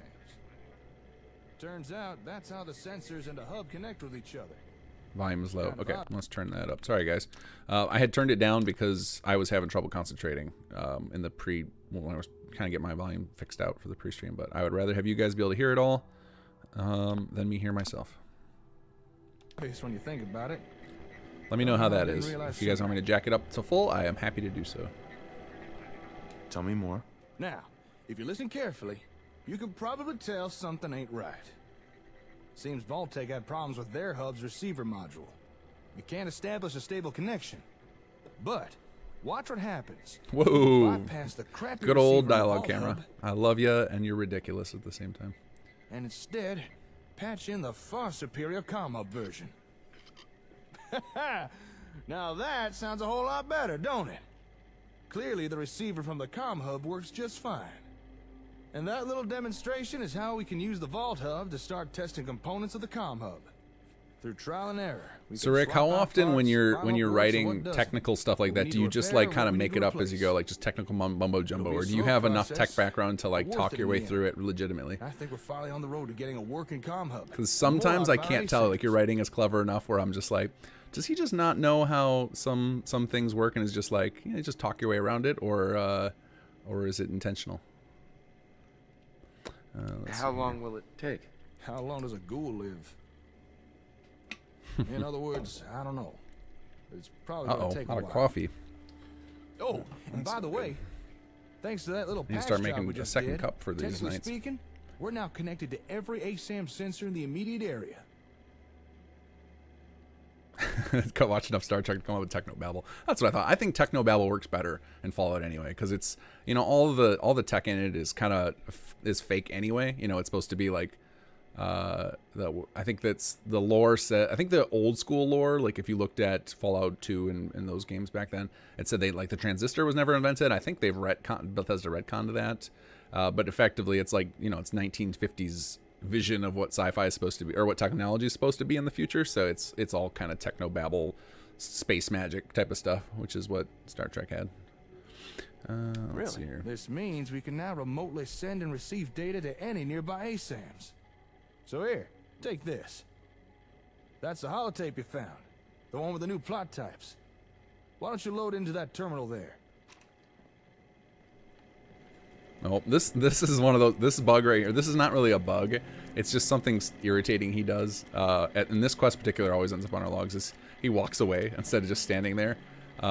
Controlling NPCs across multiple dialogue scenes is a giant pain in the butt, which is why Jake often goes back to sandboxing. And one of these days we should just like disable all those up there as sandbox markers. Just make him hang out on the first floor all the time.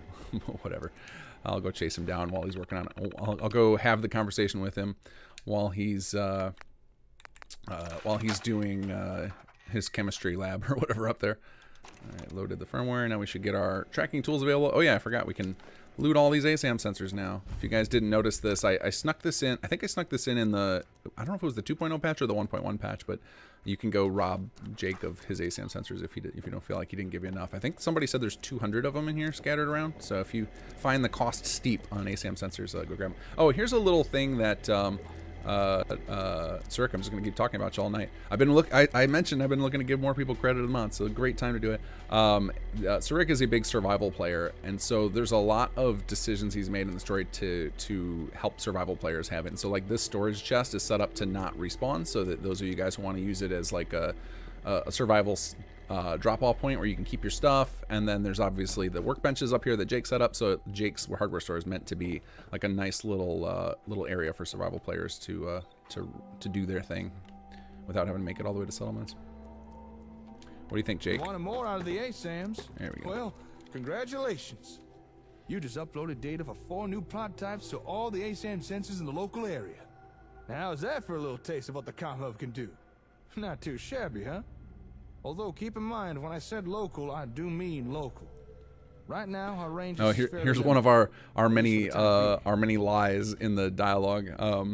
That we often talk about range and stuff with the dialogue, and it's just for immersion's sake. It doesn't actually affect it, mostly because I prefer to give you guys the freedom to build wherever you want and not have to be clustered around Concord, so that you can keep playing the mod however you like and still enjoy the story. I'll take what I can get. That's a healthy attitude to have in the wasteland. In any settlement that's not too far away. Chalk race and blinkies. Yeah, I gotta go do that. I really want to do the mutants, but I think I'm gonna do it after we're done with the main quest. Like, it'll be when I'm going through and doing stuff like the Gray Matters quest and the Came from Planet X and that kind of stuff, and some of the other stuff like that. I'll probably go back and do stuff like that. So mostly the chapter 1 side content is what I'm skipping right now. I am gonna do the chapter 2 side stuff right away, like I've been doing the Conquered Characters quests, and I'll probably do CPD and Nightingales while we're doing chapter 2, because that's kind of part of chapter 2, but the chapter 1 side quest stuff I'll save for last. Let's see. I'll do the explanation, mostly because I just want to I want to test it. I'm going to see, because a lot of people complain that this quest breaks, so I would love to get an opportunity to see that. Having saves where it breaks for me is perfect. Governance, and even defense. There's like 10 pieces of chalk in the whole game. Someone should create a chalk factory plot. That would be hilarious, because it would need to be completely useless, except for this one little niche thing where you can go give it as an antacid to a super mutant. I'll meet you at that settlement. Don't keep me waiting now. And then he's going to go running off the roof. For some reason, there's a bunch of the... and I've yet to figure out how to do it myself, of add this into the nav mesh, but there's a bunch of like roof jump off points in the nav mesh in a bunch of different places, and so it's occasionally you can catch raiders, and there's actually an animation for them to like leap off the roofs. And there's one over here, I think, so occasionally you'll see settlers, or NPCs rather, just standing right here, including Jake, and it's really awkward, because I think there's like a jump off point maybe here, but not off of this vent or something. But yeah, I've frequently seen NPCs just hanging out right up there where Dogmeat is, which is pretty amusing. Okay, let's head over to, I think before I go meet up with him, I really want to see if Brannigan's quest is working. So let's save first, so that we don't have to redo all that, because that was a lot of dialogue. Day 4, posts, or let's see, what was this? MQ10, I think is the name of this quest internally. All right, let's fast travel over and check on old Craig. He's been sitting there for about 3 days, surrounded by dead bodies. So poor guy needs to be rescued.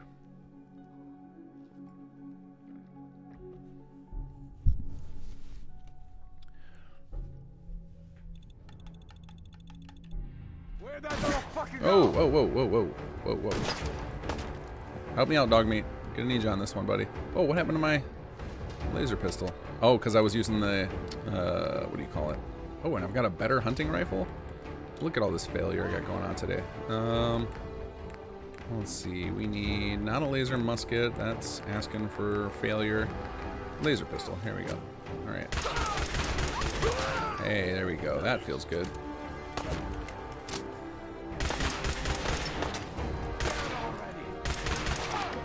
Get him, Dogmeat. I could have sworn I just heard a synth. Nice. Oh, I did. They're in that building. Let's see if I can get that in there. Let's try another one.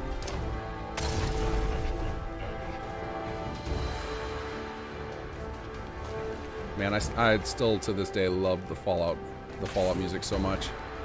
Like, this combat music is fantastic. It feels so epic. Did Dogmeat go in there? Oh, well, he came up behind me. I didn't know there were melee synths. That's pretty funny. What do you got for me, buddy? Just a shock baton. Yeah, I guess I've seen shock batons before. You are worse shot than me. Where are you? I really don't want to go in that building. Alright, fine. I don't even know how to get into it. You must end my existence. Alright, good luck with that. Turns out this laser pistol is pretty sturdy. What do we got over here?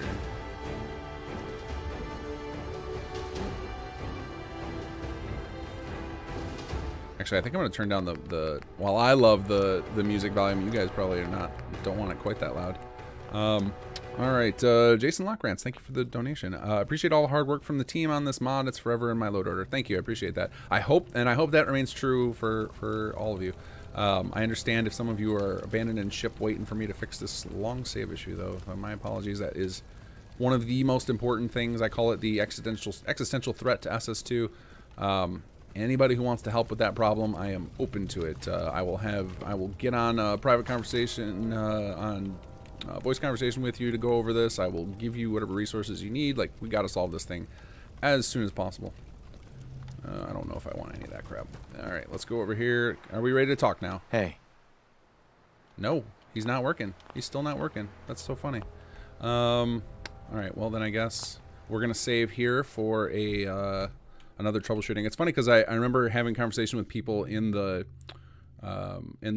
patch notes post that I did on the forums, and I was talking about how on my save I got it to work, but apparently I'm a liar. But I'm 100% positive I got it to work before I put that in the patch notes. I always now that we're in this later stage where I'm doing weekly hotfixes instead of a couple daily, I actually go test my fixes as long as I got a save with the problem, and it definitely worked for me. So this is weird that this is doing this. All right, Craig still hates me. That's what we're calling this save.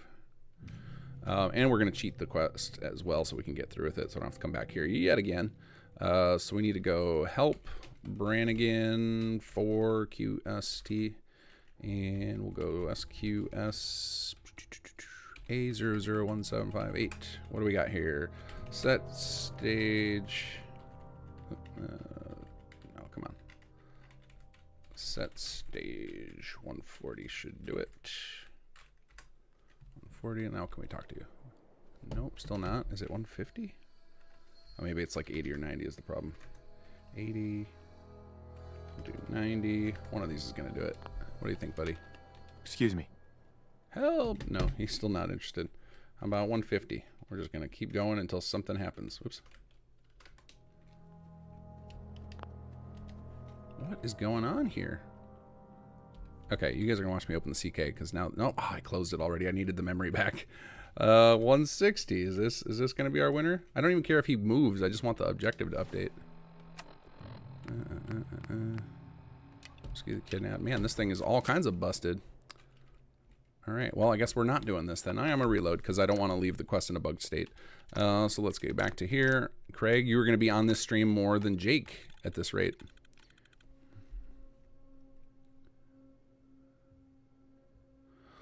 Oh well, I'll get it working. I love having bugs happen to myself. It's the best possible way I can fix them because I can just pop in real quick to a save and test it myself. I know I have almost no mods, so there's no conflicts. It's all on me. So this is great when this happens. So let's head over to Jakey and do some plot building. We haven't done much of that we haven't done much settlement building in the Some Settlements Let's Play.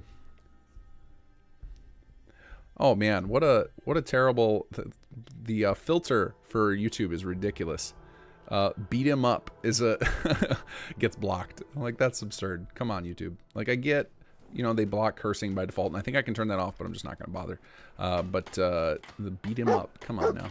I guess they're worried about bullying. All right, here we go. We got Jake and old Paul hanging out. Excuse me. They're just admiring the hammering work of it. Marcy. They're all staring at her creepily. Check out the new plots. After all, who better to tell us what they think about them than someone who'd be using them? I'm excited to see what you got. Folks have already built a lot using the ASAMs. More options can only be good, right? You look good, Paul. How are you? Gotta say, living in one of your settlements has been a breath of fresh air. I haven't felt this young Oh, hit the max storage. in years. I figured that was going to happen. I went crazy with industrial. I got a lot of junk. Test and put down a sensor. Okay. Let's go. Let's see if this works. So for those of you guys who ever come to do this quest, you tell them to meet Jake. All right, we start unlocking recreational types now. If you ever come to do this quest, new plots on the block, and it's not working, usually it's because old Paul is still pathing his way to Jake. So you just got to wait for that to happen. Sometimes you can just fast travel away and back, or you can hit wait, or you just go track him down and follow him. He's probably meandering over Jake, because in order for the conversation to continue, they both have to be there.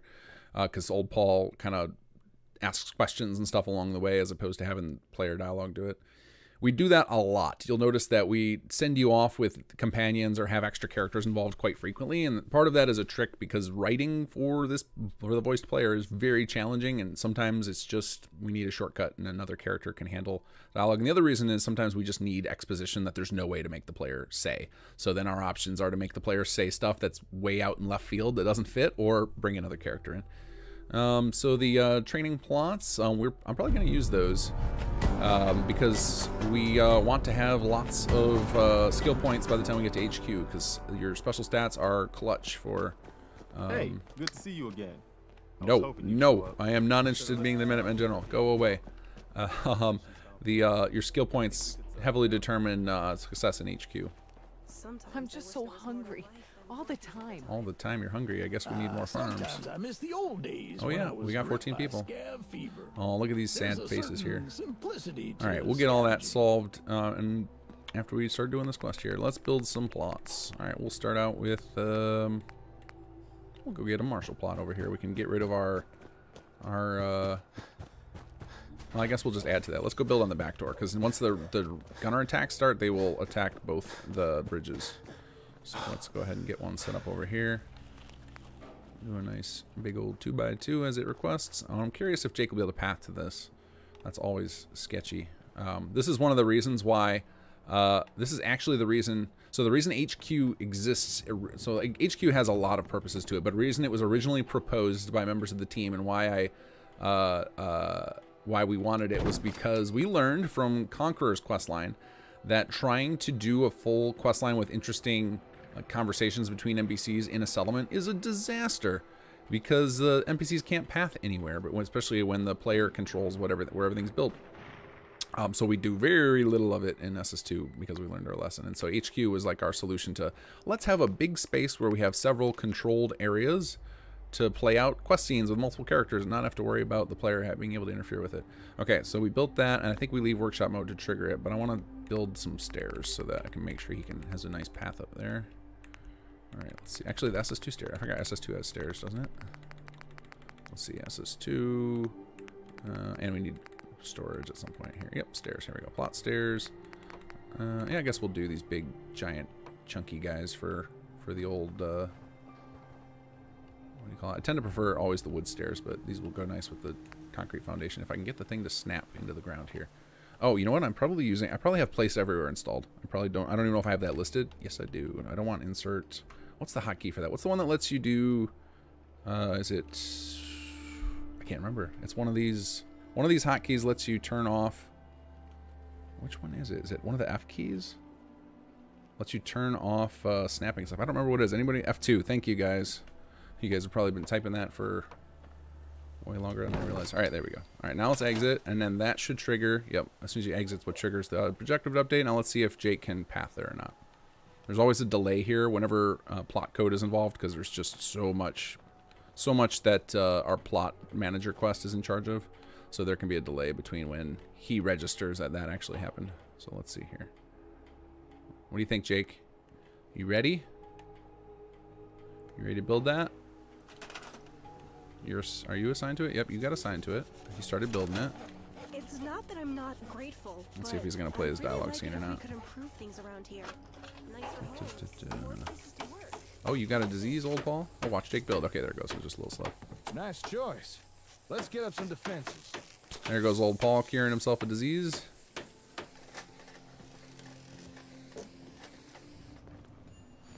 Oh yeah, I could have used the Vitamatic to see what diseases are running around town here. Oh no, that's not till later.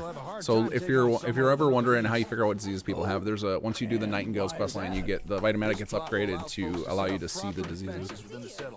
I know that you're No really more busy jury out rig there, turrets and but spotlights. it really does lift Now we everyone's can have spirits real when we visit. watchtowers, guard posts, coordinated patrols, the whole shebang. It'll take folks with the correct skills to man them, but it'll be well worth the effort. So, no more raider attacks? Well, let's not give it too much credit. I'm sure some will still be dumb enough to try.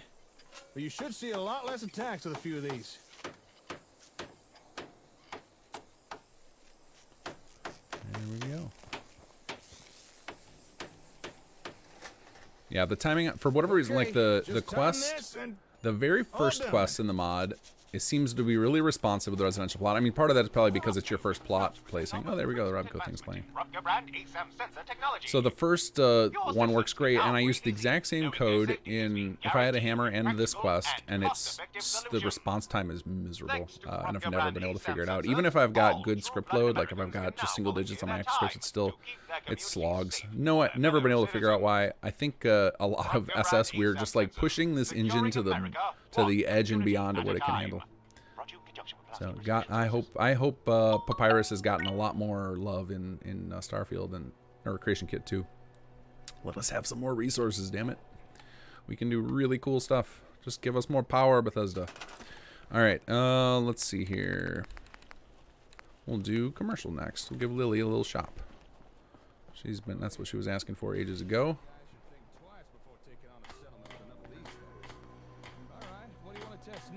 Oh, and Jake just now responded. So after the Robco thing happens, Jake's supposed to respond with another line. But I think the code is set up because I can see the red icon over there and the settler above is that first it has to unassign him from the plot. And yeah, unassignment in this game is miserably slow, with or without some settlements. And I guess, oh yeah, I gotta exit out. I was gonna say I'll start wiring stuff up, but that's just gonna delay this even longer. All right, let's see what do you guys think? What do you think, Jake? What do you think, Old Paul? Are you guys gonna do this? I don't remember. Do we have the ASAM sensor locked during this? Yeah, we did the tutorial thing on this. I was gonna say I wonder if I could pick the building type, but nope. He's gonna build. I don't remember what you have him build. Which shop? Probably the general store, if I had to guess.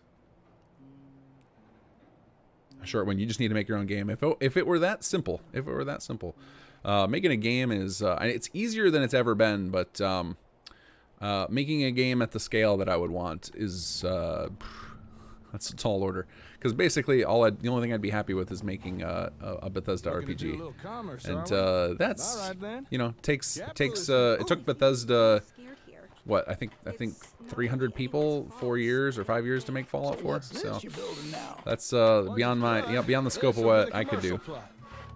It's pretty much what it says on the can. We'll see though. We'll see. It'll allow folks to set up their own businesses.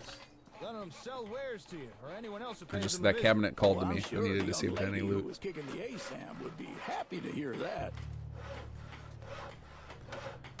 Jack Caudle, thank you for the donation. HQ section for me has tons of bugs. The main problem I have now is never having enough rare material to build a medical lab. Love this otherwise.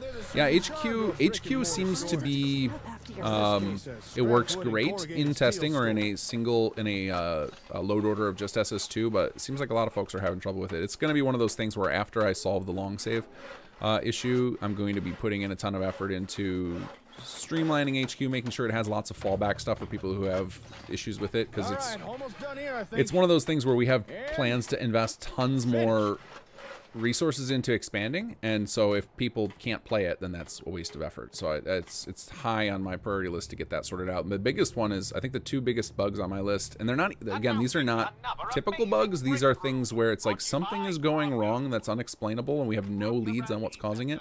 But the two problems are the long saves, and the other one is, for some folks, the HQ cell will reset and everything they built just disappears. No explanation. So those are the two big problems I'm researching, and once we solve those, then we'll get into like proper content patches. Like some of the team has already started producing some cool stuff that's ready to go, and I'm just not putting it in because I want to focus on these big issues before we get to that stuff. So we've already got probably our first content patch with new stuff already lined up, but we have to get these big nasties figured out first. Zingio, whoa, thanks for the big donation. Keep up the great work. Thank you so much for supporting the mod. You just bought yourself a AAA title. I hope we were worth Look it. at this place all higgledy-jiggledy. It's all looking good so far. Still, let's keep going. Guess everything starts Oh, we built a somewhere. bar, even better. I'm glad we chose that. This building plan, for whatever reason, just makes me happy. This is one of the first building plans I did when starting with Sim Settlements. I love the open bar. I think that was the first commercial I did. Yeah, love this building plan. I remember when I first got a chance to experience Fallout 4 in VR and I built that, I wandered around that building and it was like, I shed a little tear because I was so happy. I was like seeing my boy all grown up. Okay, let's head in and build recreational. where do we want to put our recreational zone? I didn't even put much thought into that placement. I guess shops on the main strip make a lot of sense, so that wasn't terrible. What my worst placement, I think, was my agricultural. I should have put that anywhere else. I didn't put any thought into that. So let's see. Recreational, we'll put it close to the homes, although I am going to need some more room for homes. Is this here by default or not? I must have put that there. Because that's usually under there. I don't remember moving that. I do remember building that interior plot there, but I don't remember putting the power armor station over here. All right, we're going to do right here, recreational. Here you go.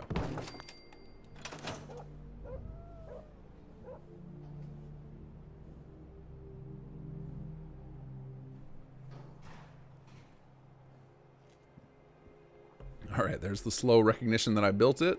We'll see how long before Jake acknowledges it. Yeah, this is one of those things that's on my list of polish stuff to make this more reactive that I have no idea how to do. So I've just kind of sat on the list, and every time I come to it. So periodically, I actually pretty much every day of the week, I'd spend at least an hour going through our Git reports, and I'll just kind of go from...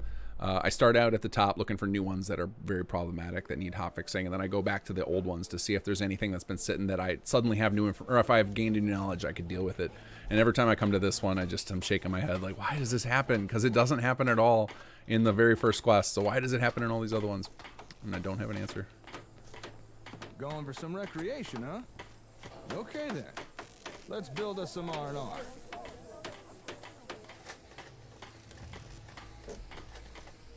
From what I've read, this type of plot gives folks somewhere to go after the working day's done. You know, somewhere they can take a load off. Maybe read a book or exercise or something. I can tell you now, something like that would be a big morale boost.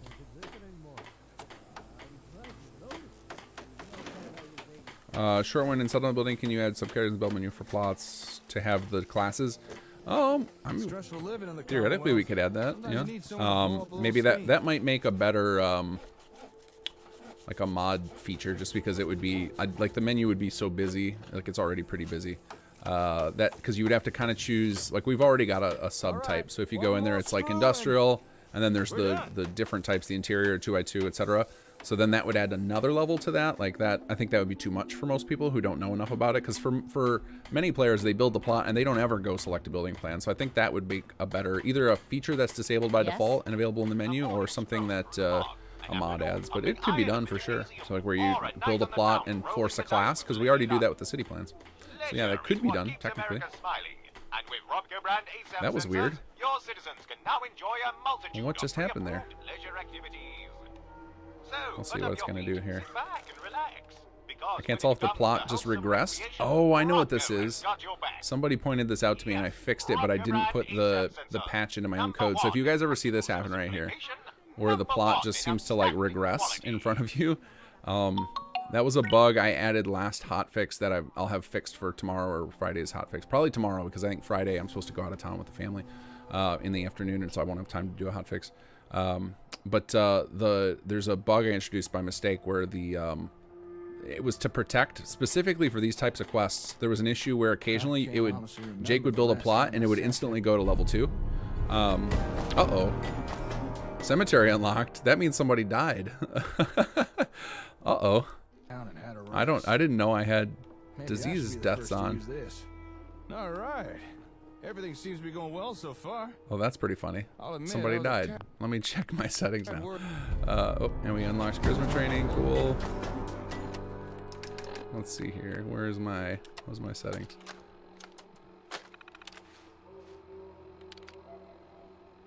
Options, gameplay, disease, set death. That's off. Maybe it was the, I'll have to look at I'm gonna put that in my notes, to look at whatever the trigger is for cemetery, but I was pretty sure there were 3 ways you can unlock the cemetery. One was talking to, oh, I know what it is. If you talk to Edmund and you have municipal unlocked already, then he unlocks it. If you talk to Nightingales and you have a municipal plot unlocked, they unlock it. And then if one of those already happened by the time you unlock municipal, then it unlocks immediately. That's what's going on. Okay, cool. Somebody didn't die. But that is another, if you don't play those quests, then the way to get access to the cemetery is having somebody die if you have that system on. Oh, what's this? Seems fine to me. Good to hear. I didn't even hear what you said, Jake. Sorry. See Too busy, talking. All looks good to me. But anyway, the bug I was talking about is it would force the plot to level up immediately to level 2, and I fixed that, but in the process I also made it so that there's a console command some city plan designers use to upgrade the plots. That kind of got screwed up, and then so did any quests that use the command as well. So, but that'll be fixed in the next hotfix. So city plan designers, if you're having trouble with force plot level command, I am aware I broke it and I apologize. What's next? What's next? All right, last but not least, we have the municipal plot. Go ahead and put down an ASAM for that. All right, and now I want to see, did this thing go to level 2 or did it successfully? Yeah, it got capped to level 1, cool. But it just, that regression where it kind of bounced back and did all the stages again, that's part of that bug I created by accident. But fortunately, it fixed itself. Oh, and now we need to build a municipal plot. And I don't remember what this one ends up building. I assume like power probably. So I guess we'll put it over here by the industrial section. I think it does power. I really don't remember. But we'll put it over by this stuff here. We'll cover up the hammering with the sound of generators. And we'll cover up these bushes because we all hate them. There we go. And those. Oh, what the heck what did I just scrap? I thought it was the branch, but it clearly wasn't. I better. Oh, did I just break something? What did I just scrap? Oh well. We'll deal with that. We'll cross the bridge when we get to it. Let's give this some stairs because that feels like Jake's gonna struggle. Old wood stairs, sure. Let's see, you're gonna snap on it. There we go. Alright. Shortwind, thank you for the donation. Thanks for the great work, he says. Thank you for helping us out, man. I appreciate that. Or turmoil. Interesting times for sure. Carbox, someone dies, and at the moment Jake is like everything is going well.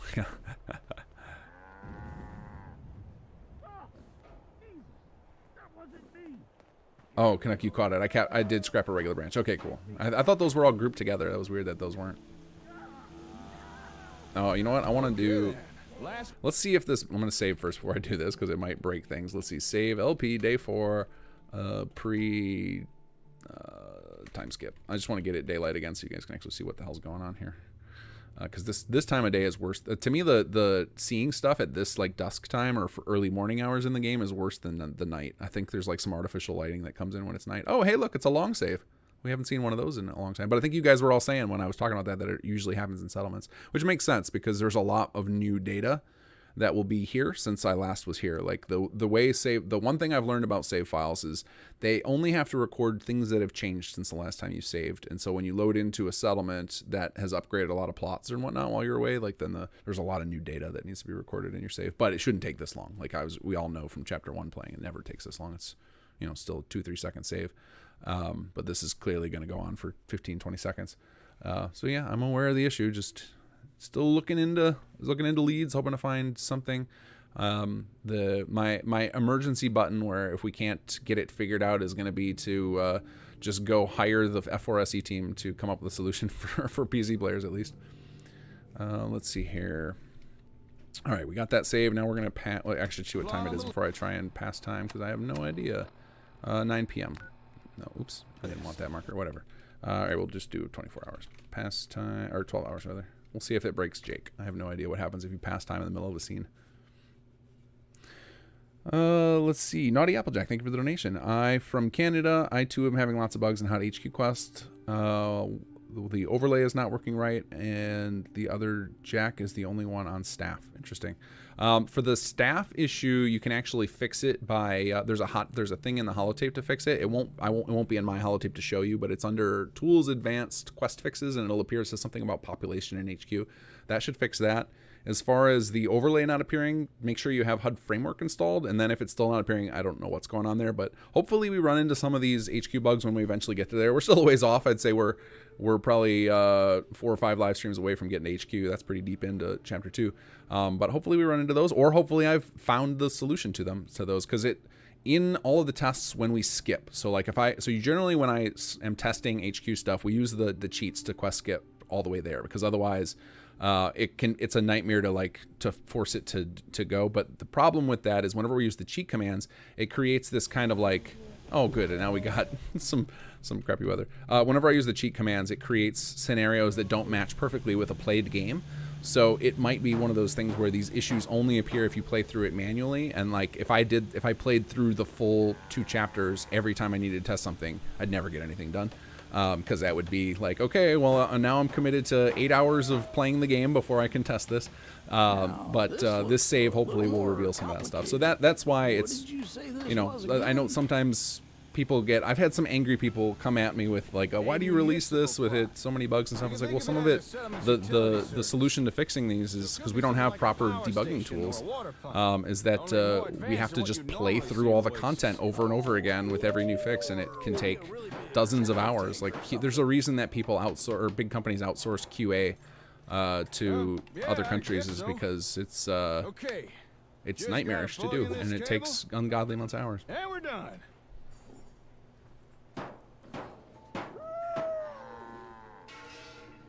James 1494, just a random thought. Could it be... Oh, it's the water building that we get. Could it be by saving during temporary changes? Like you ever had a long save when there weren't any plots being built changed? So that's the running theory right now, is that what's actually going on with the saves is that it's during a stack dump. So if your game has so much going on with the scripting engine at any given time, the game starts creating logs that are stack dumps, where it's like, here's all you're way over the limit, and it's meant to be for coders to debug. It could be that. It could be like a save while one of those happens, like where there's a heavy script load, just is massively slow. And if it's, I really hope it does turn out to be that, because that just means I need to basically do a better job of threading out some of our activities, and that's just code optimization. Like that can be done. But if it's not that, then we're back to that. Maybe we need to hire somebody who knows how to deconstruct this engine and figure it out that way. All right, now he should start a conversation with me. I just want to trade a few things. Oh, that trade thing. I've yet to be able to turn that off. I don't want anyone trading with Jake. Don't steal his stuff, because that ruins some key quest moments. That's everything. But before we go wrapping things up, I gotta mention that these municipal plots seem a lot more versatile than the other types Robco released. Some of the building plans seemed like they could construct things for governance or even logistics. Carwag, is dog meat okay? Although we'll probably have to get the comm hub uncertain. He might be real happy about hearing all the dogs from the the dynamic soundscape. He's getting all hyped up about them. Or maybe he fall off the roof. Uncertain. What sort of good stuff are we talking about? Things like provisioning, communication centers, pretty much anything associated with, you know, government type stuff. If you could picture a bunch of stuffed shirts sitting around big tables with papers everywhere, well, you're probably on the right track.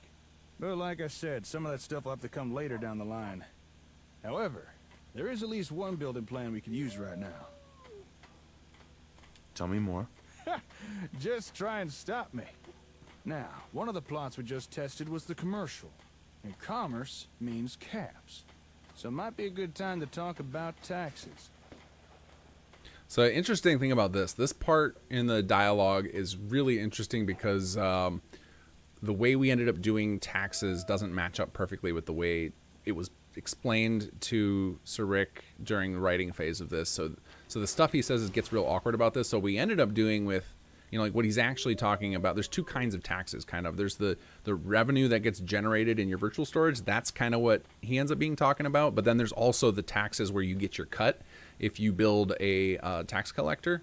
So it gets a little confusing there. And I don't know what the solution to that is. I think we might end up just leaving it because when you eventually unlock tax collector, which takes a while, you know, it has a pop-up and explains itself. So I think we'll just leave it. But yeah, what he's actually talking about, he's not talking about the tax system where there's that option in your holotape or where there's the thing you get from tax collector. He's talking about the fact that the residential and commercial generate caps. That's the taxes. Are caps really that important to you? Caps are important to everyone, including you and your settlements. Incoming caps will keep things running smooth. Now I know it may seem boring or even greedy, but taxes really are Lively, thank you for the donation. Just wanted to say I appreciate your continued positivity and vibrancy throughout the years.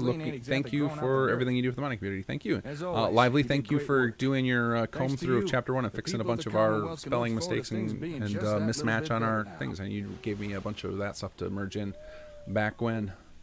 We probably still have a ton of that to do for Chapter 2 if you're looking for something to do. I think we started doing it during, we got to catch a lot of it during during alpha and beta this time because we got the voice files in a little sooner and there were more people than me working on it. But I know for chapter 1 we were just like, we got to ship with it, like we'll get it fixed later, because I just didn't have enough time to do it all. Let's see. It would have been impossible without your help. Yeah, well, You already started, Lively. I didn't Thank really you. do Awesome. nothing special, but still, I appreciate you saying so. Well, speaking on behalf of those living in the Commonwealth, I gotta say thank you.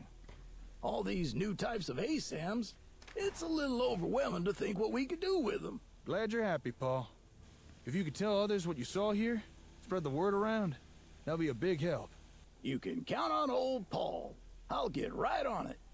So, tell me, Slick, how does it feel to have every plot type at your disposal? You're now free to build pretty much whatever you like. As long as it's not too far away. Liar. Liar, Jake. I'm not even going to ask the not too far. Oh, yeah, I am curious. What is that? What does he say? Running off the Vault Hub right now.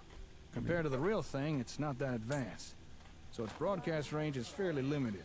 It can't reach far enough to update all ASAMs with the new plot data. But once we get the comm hub running instead, I don't think we'll have that problem anymore. Just one more reason for me to get on that. Okay, that's pretty good. I'm impressed. Once the comm hub's actually running, we should be able to build Okay, new so I plot think points anywhere. after this, it goes. I think it goes directly to where there's smoke. I can't. I think you follow Jake back, or you meet him back at the hardware store. Maybe there's a time pass. Let's see. I'm sure he'll tell us in a moment. But either way, I think what I'm going to do is fix the rest of my settlement, build the missing stuff, and then we'll switch over to QA mode. So you guys are going to see me do a little bit of building, not a ton. I just gotta. I think I need like a farm and a couple residential plots, and we'll be good to go. Because we just obviously built a whole bunch of jobs. Yeah, he didn't tell me to meet him over there, so that must be another like radio moment. What are you doing, Jake? Why did you walk into the water plant? Oh no, yeah, where's the smoke? Starts immediately. Okay, cool. So we'll be able to get right into that next stream. But for now, let's fix our settlement issues. So let's hop into workshop mode here. Yeah, we need... Oh, okay, now we have 13 people because Jake is no longer a settler. Okay, that makes sense. So we'll need... We still do need a farm. We probably have, let's see, we've got enough defense. We need more power, but I'm actually not worried about power because I don't want all our stuff upgrading yet.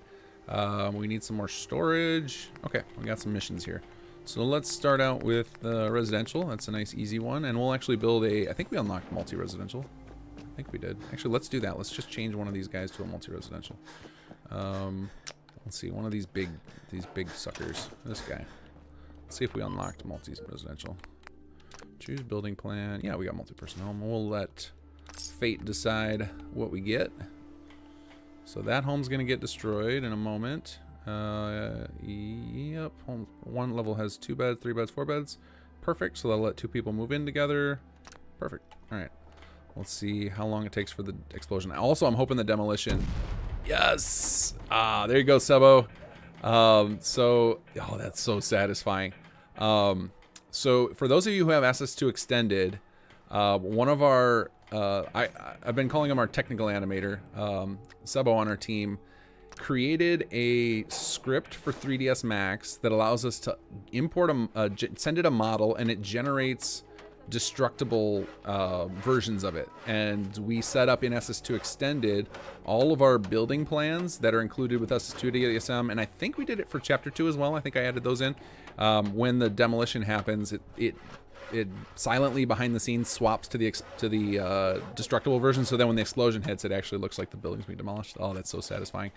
I'm really hoping when we get to Chapter 3 stuff and we start getting like proper raids and assaults in here that we can incorporate that somehow, so that you'll see like raiders coming in and blowing up your plot buildings. That would be so cool. Might not make, like be a disableable option, because some of you probably heard me say that, like, no, God, no, but I want that so bad.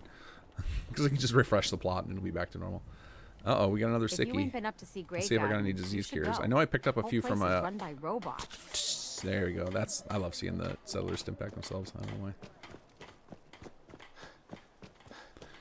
Okay, so there's that, making the 2-story. So that should solve our bed problem, or maybe it'll make it worse. God knows with the beds in this game. Let's see here. What else do we need? We need a farm. That was the other thing. And let's pick a proper area for farms, and we can build them. Actually, you know what I'm gonna build? I want to build a 3x3, and then we'll demo those other farms so we can fix this problem. And I really like our 3x3 design. I don't know if there's a great spot for it, but you know what? We'll just tear down the white picket fences, and that can all, it's gonna kind of overlap a little bit with some other stuff, but that's okay. Bye-bye fences. All right, there's our house. Okay, bed's 13, cool. It did fix it though. All right, let's build a 3x3. Oh yeah, it does fit. Beautiful. It's gonna be like up in the air, just a little, just a smidge. We'll let it cut into the ground a little bit. I think if I do it like, actually, I think I cut this one kind of low because I think it has like a dirt mound in it. I'm just worried about, I just want to make sure that the ASIM sensor can stick up and that NPCs can path it. So let's try something like that. And then, let's see, we're not clipping it there. Okay, and then let's go. We're going to cause some serious happiness issues for a minute while we get all this stuff moved around. But let's get all these folks assigned over here. Lily. So this right now, what I'm doing, of running back and forth, assigning people, this is one of the things that inspired a lot of the design of HQ, of like, I just wanted to never have to chase another settler again, because it's maddening. All right, so that's going to get started here. So the way our 3x3 farms work is they have 3 job slots, and each settler you add enhances the amount of food it produces. So having a 3x3 is the same as having 3 2x2s. So we don't balance any of SS2's settlement mechanics based on space. It's all balanced around number of settlers and number of people working stuff. With the one exception is storage. So these obviously you have a limiting factor in them in a sense, but we know that you guys can cheat that. So like if you run out of space to put these giant monsters, you know, you can use mods to shrink them, or you can just stack them, or you can use things to put them outside the settlement border. I am going to use these to funnel invading gunners into a death trap. So let's create ourselves a little wall over here out of our storage containers. They're going to be our instead of junk walls, we're going to build storage container walls. Let's see if I'm clipping into some trees over here. And we'll build a couple of these, so that adds 1,000 to junk, which we will build real quickly. So let's build a couple, and we'll change up the color. And we'll use the trees as a... Actually, let's scrap these trees and get some building materials. Can I scrap these? No? Yeah, I gotta be able to. Come on. No, maybe not. This is why everyone likes cleanup mods. Okay, well then the trees are going to be part of the defenses, and that's fine. I'll just sink these in the ground just a bit. There we go. Alright, we'll start with 2,000 extra resources, and we'll see how that goes. Alright, let's go check out our construction over here. Again, I'm not worried about power because I don't really want things upgrading. I just want to make sure we have enough water because it's used by agricultural. I want them to produce food. Looks like we could use a smidge more defense too. Did anyone end up building that one over there? Because I don't really want another martial plot. Maybe I'll just plop down one turret and that'll be the difference. And I'll probably pop down a couple more recreational plots too and get some of that training going. In particular, I want strength training right now, so that way the first few settlers I send over can clean up HQ real quick because they use strength for the facilities department. Spoiler alerts for anybody who hasn't gotten that far. Let's see. I guess we'll try turret and see if that fills in the gap for our thing here. Oh yeah, how do I turn that? I want snapping back on. There we go. Nope, and it doesn't work on these. Okay, well that's fine. Let's see if that fills in that little tiny gap in our meter there. If you have never heard this from playing SS1 or SS2, generally you want to, especially with SS2, SS1 is a little different because SS1 used what we called negative modifiers, which would force the HUD to match our meters. In SS2, that's not the case. So up at the top of the screen there, your numbers might be green, but that doesn't mean you've satisfied all the needs. To make sure you satisfy all the needs, you want to fill those meters on the left. So SS2 kind of has a soft requirement of HUD framework. If you're not using HUD framework, you're gonna have a real hard time understanding what the hell's going on in SS2. So highly recommend you grab HUD framework. It's a tiny little mod, enables a lot of cool stuff. You should definitely grab it. It's available on Xbox. All right, while we're waiting for that, we'll go sort out those NPCs and scrap those extra plots. Let's get some more rec down. So I want to get some strength training going, because I don't care which settlers we send to HQ later. I'm definitely going to want to send all the named ones. Like, that's my dream for HQ, is us to have, like, this awesome base where we can send, like, all of the named settlers and all of our extra companions, and that would be fantastic. But first, we got to make sure we fix any stability issues or bugs in it before we try and encourage folks to do that. So I'm going to be the sacrificial lamb here with my save, and I'm going to do that for you guys on camera, of putting all my eggs in one basket. So that way, if there's a catastrophe, I'll I'll be even more inspired to repair it because I want to rescue my save so that I don't have to. Although the nice thing is with the cheat menu is if my save ever gets demolished, we can catch right back up to where we were on a new save. Let's see here. We'll build ourselves at one back here. This is kind of an awkward spot for strength training, but whatever.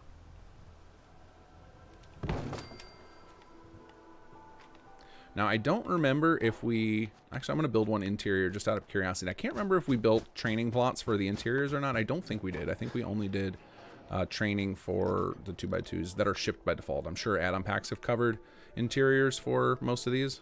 And then here's where poor Xbox players would get boned.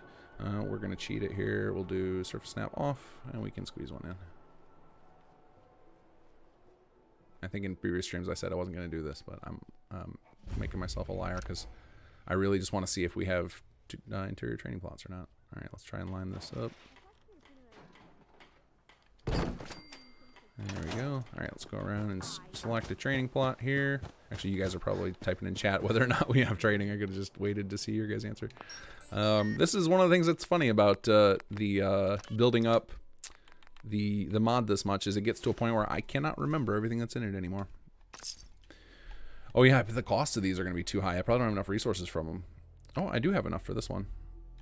31 organic materials. I wonder how much of that. Yep, stuff in my inventory. Just realized that. Yeah, I probably because I haven't built organic yet, so that's probably something else I should do here. I should build up some organic industrial if we've got the manpower for it. Okay, let's go fix this here. Let's see, what are you doing? You're still assigned to this farm. Didn't I assign you over here? Okay, let's assign you to this guy if I can find the plot. There we go. So then this 12 should go up to 18 or maybe even a little more depending on what her endurance score is. So let's see if she gets assigned to that. Or is she assigned to both? Do I get one of those fun bugs? Let's see. Are you assigned to both? Well, we're going to force you off of this one with a little boom. And you too, buddy. Bye-bye plot. And then the terraformers get cleaned up. Cool. If you guys have ever run into a thing where you scrap a a plot with a power pole, so any plot that's not a agricultural by default, and you see that the power pole gets left behind, that is to prevent the scrap crash, which is something that we went to a lot of trouble to avoid in SS2. The scrap crash happens when you get a defect in your power grid, and it can happen from script scrapped. Some things with scripts are scrapping items. It can leave that thing in your power grid forever, so we just don't ever scrap anything that's in your power grid via code anymore. Instead, it just sits there. So like the power poles, you have to just scrap those manually after you scrap a plot, and that is by design. Okay, we got our strength training. Cool. What about our, let's check our little interior over here. Food, we got 19 with 13 people. Perfect. So that ended up working. All right, we got just this one. So I still haven't looked over to the chat to see if you guys are shouting at me that there's no interior training plots. Yep, that's what I thought. I remember there was talk of doing them, but I know we were really stretched thin on designers at various points in SS2 development for Chapter 1 and Chapter 2. So I think we ended up cutting a lot of the interior versions. Like we ended up doing interiors for several, if not all, of the municipal, but I think for the training we opted against it just because we just had to cut the scope at some point. Oh, I'm out of disease cures. Sorry, buddy. And what are you assigned to? He's just assigned to, he's probably assigned to a recreational plot and he got stuck in this animation marker. All right, poor guy. Let's get you, what did we say? What else did I say I was going to build? Oh yeah, organic materials. I don't even know if I have it unlocked though. Let's check if I have that unlocked. Because it might be I need to let one of these things upgrade before I can do that. Come on. There we go. Choose building plan. Yeah, we still don't have that. Okay, so we got to let one of our industrial level up just so we get access. I think level 2 building materials unlocks organic materials. So let's get that. Let's let that happen. So okay, this one's powered. No, it's not powered. So we need some more electricity over here. All right. Oh, I'm short on ceramic. Ceramic feels like that's something you can get easily, right? You just scrap random junk. You get some ceramic. That's not an expensive material. Let's see what we can scrap over here. Did that do it? Nope. Oh, I guess I could look at and see what I'm gonna get, but I don't really feel like doing that. I just want to scrap a bunch of stuff. Hoping a prayer here. Still no ceramic. Like, we need an ashtray, right? That's what does. Oh wait, bathtub. That should do it. Yep, there we go. All right, let's go build. Can we build a medium? Yes, we can. We can build 2 mediums. Okay.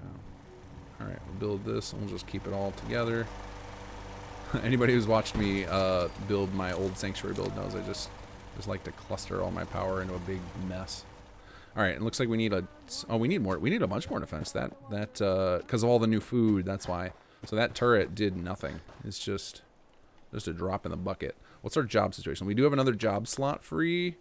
Like I said, I think we have 2. It's hard to tell on the meter there. That's one of those things I want to add. And I have it started in the HUD stuff. So if we have to do the HUD in Flash, if anybody remembers working in that. So I'm using like Animate CC as the software, and I have it started to add like a toggle where you could show little numbers next to the HUD on the left there, where you just turn it on or off. I think that would be helpful for moments like this, where you're like, do I have enough to bother with this? Especially now that there's costs involved in SS2, you kind of want to plan a little more. So having specific data is a little more valuable. Okay, let's build a 1x1 over here. To augment that guy. Let's see, right about there. How's that look? No idea if a settler's gonna be able to path that, but not my problem. Okay, so that should solve the defense, which will allow our industrial, and I bet our industrial is ready to pop, because this is the one we've had. One of these we had since the beginning, because that was quest 2. Redo them all. I got the hiccups real bad. So that one, if that thing gets assigned here, you know what? We're gonna just force it to happen. No, he did it on his own. He knew what was coming. You do not look like you operate a martial plot, though, buddy. You look like a farmer, and not just because you're holding the hoe. All right, so that should fix that, and then what else do we want to build? We got enough. Oh yeah, and we can't build an organic industrial. I don't want to leave anybody without a job. I want some people doing something. We have plenty of junk coming in. I guess we'll build another commercial plot. Why not? We'll generate some. We'll get our caps pool built up real big. Not that we need them for anything much yet, but we'll get them going because we're not playing with operating costs on. Otherwise, you need quite a few caps, and then we'll get eaten up. But let's build another commercial. I just love the way commercial work, and I want to get some guys in who have the. Oh yeah, let's get Old Paul in a shop because he's got the barks, so that'll be fun. What is he? I think he's good at a weapon shop. Let's put Old Paul in a weapon shop here. That. Old Paul, where are you at? Where are you at? I think I had you assigned to this. Oh, I think the industrial folks just wander, don't they? Where are you, buddy? Oh, you know what? I bet one of my missing jobs is probably Preston, that dick, wandering around not doing anything. Oh, hey. Hey, Mr. Brahman. Where is Old Paul? And no one moved into that house? Are you kidding me? Probably you. Well, that's fine. Our happiness is on the upswing. That's fine. We're good. All right, let's see if we can find Old Paul. Usually he'd be talking about higgledy-diggledy duct tape stuff, and it shouldn't be hard to find him. Although I put a one of the things that we ended up I used him as an experiment because he was the one we got the most complaints about his lines feeling repetitive and that he said them too much. He got an experimental upgrade where I arranged to have a 1 hour in-game delay between his idles, so I think that's like every 6 minutes at most. And so now that I need him to be spammy, he's not. Oh, we still haven't killed these rad roaches. What are you settlers doing? What are you here for? Where are you, Old Paul? See, this kind of gameplay is not fun. And again, one of those things that I think we fixed with HQ. For those of you guys who have gotten to it, I hope you agree. Although it sounds like most of you have gotten to it, I haven't been able to play the damn thing. Although I know a few people have because I've seen some videos now of the finale and of chapter 2 and whatnot. Old Paul, where are you, buddy? Oh, you know what? I think we're gonna have to go to our trusty town meeting gavel. This is why we added it. Did I craft one of these? I might have done it. I bet I did it on the last. Oops, that was an accident. My last playthrough. Oh, here's another long save. I bet all of you love seeing these just to drill it home that you gotta fix this, Gath. You gotta fix this. Yeah, a pop-up that lists all settlers. That would be cool, Ron. We're gonna just use the gavel. I'm gonna summon him over. Once I get this sorted, I got him building a shop. Then I'm gonna switch over to Q&A mode because this is enough of me dicking around in settlement mode. I don't know if anybody enjoys watching this. I don't like watching people build settlements most of the time. I mean, with SS2, if they're talking a lot, it's not. I don't mind it, but like watching people build settlements is kind of boring to me. So I am happy to do it as little as possible if you guys think it's boring as well. Let's see here. I think the one exception was I loved watching Ricky Summer and Kluga do it because they're a couple of characters. All right, let's see. We need to go to a city planner's desk, which I thought I had one built around here somewhere. Maybe I only built it in another settlement because I don't have the resources for it here. Yeah, maybe that's what happened. Okay, well, let's...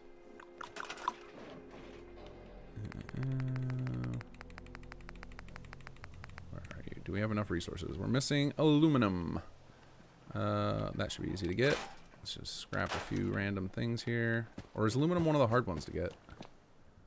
It's maybe it's one of those ones I got used to getting from those, because I used to love that. There's a mod out there that enhances all of the scrap you get in settlements to be kind of realistic of like what those things are actually made of. Super unbalanced. It like gives you way too much, but it feels satisfying to get, to always get like copper from electronics and such. All right, we're gonna just cheat. I don't have time to wait for this. Okay, all right, God mode it is. Everything's free. Get ourselves a planner's desk. And it is going to go right here where I can remember where it is. All right, let's turn on snap again. There we go. Okay, let's get in here and craft this thing. I'm pretty sure I could have sworn I built one already in this settlement somewhere, but... All right, we're going to go to tools. We want... I think this is it. City manager tools, opening for a variety of access tools. Yeah, we want this guy. City manager tools. There we go. Wow, I'm surprised I had all the resources for that. That was quite a lot of different things that cost.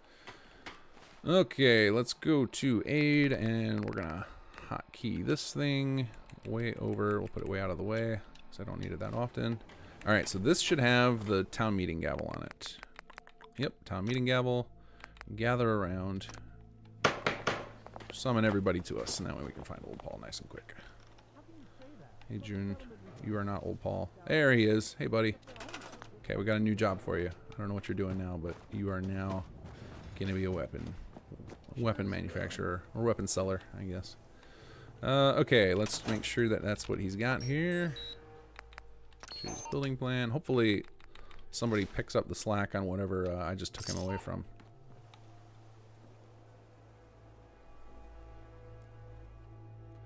Pay and build. Yep. Wow, I've got a lot of organic materials just in my inventory. Oh, I bet they're sitting in the settlement. Oh no, yeah, there it is. Pre-war money. I was like, I must have a lot of junk in my inventory still, but that is my old looting habits I cannot break. Okay, let's check one more thing real quick. Happiness is still on the uptick. All of our meters except for power are full. Recreational is not full, but that's not required, and recreational costs a lot of resources, so I'm not worried about building one for everybody yet. We'll come back and do that later. Okay, this is a great spot to save with everybody following me like zombies. So LP day 4. I don't remember what I've been calling them. End of stream? End session? I don't know. End of session, sure.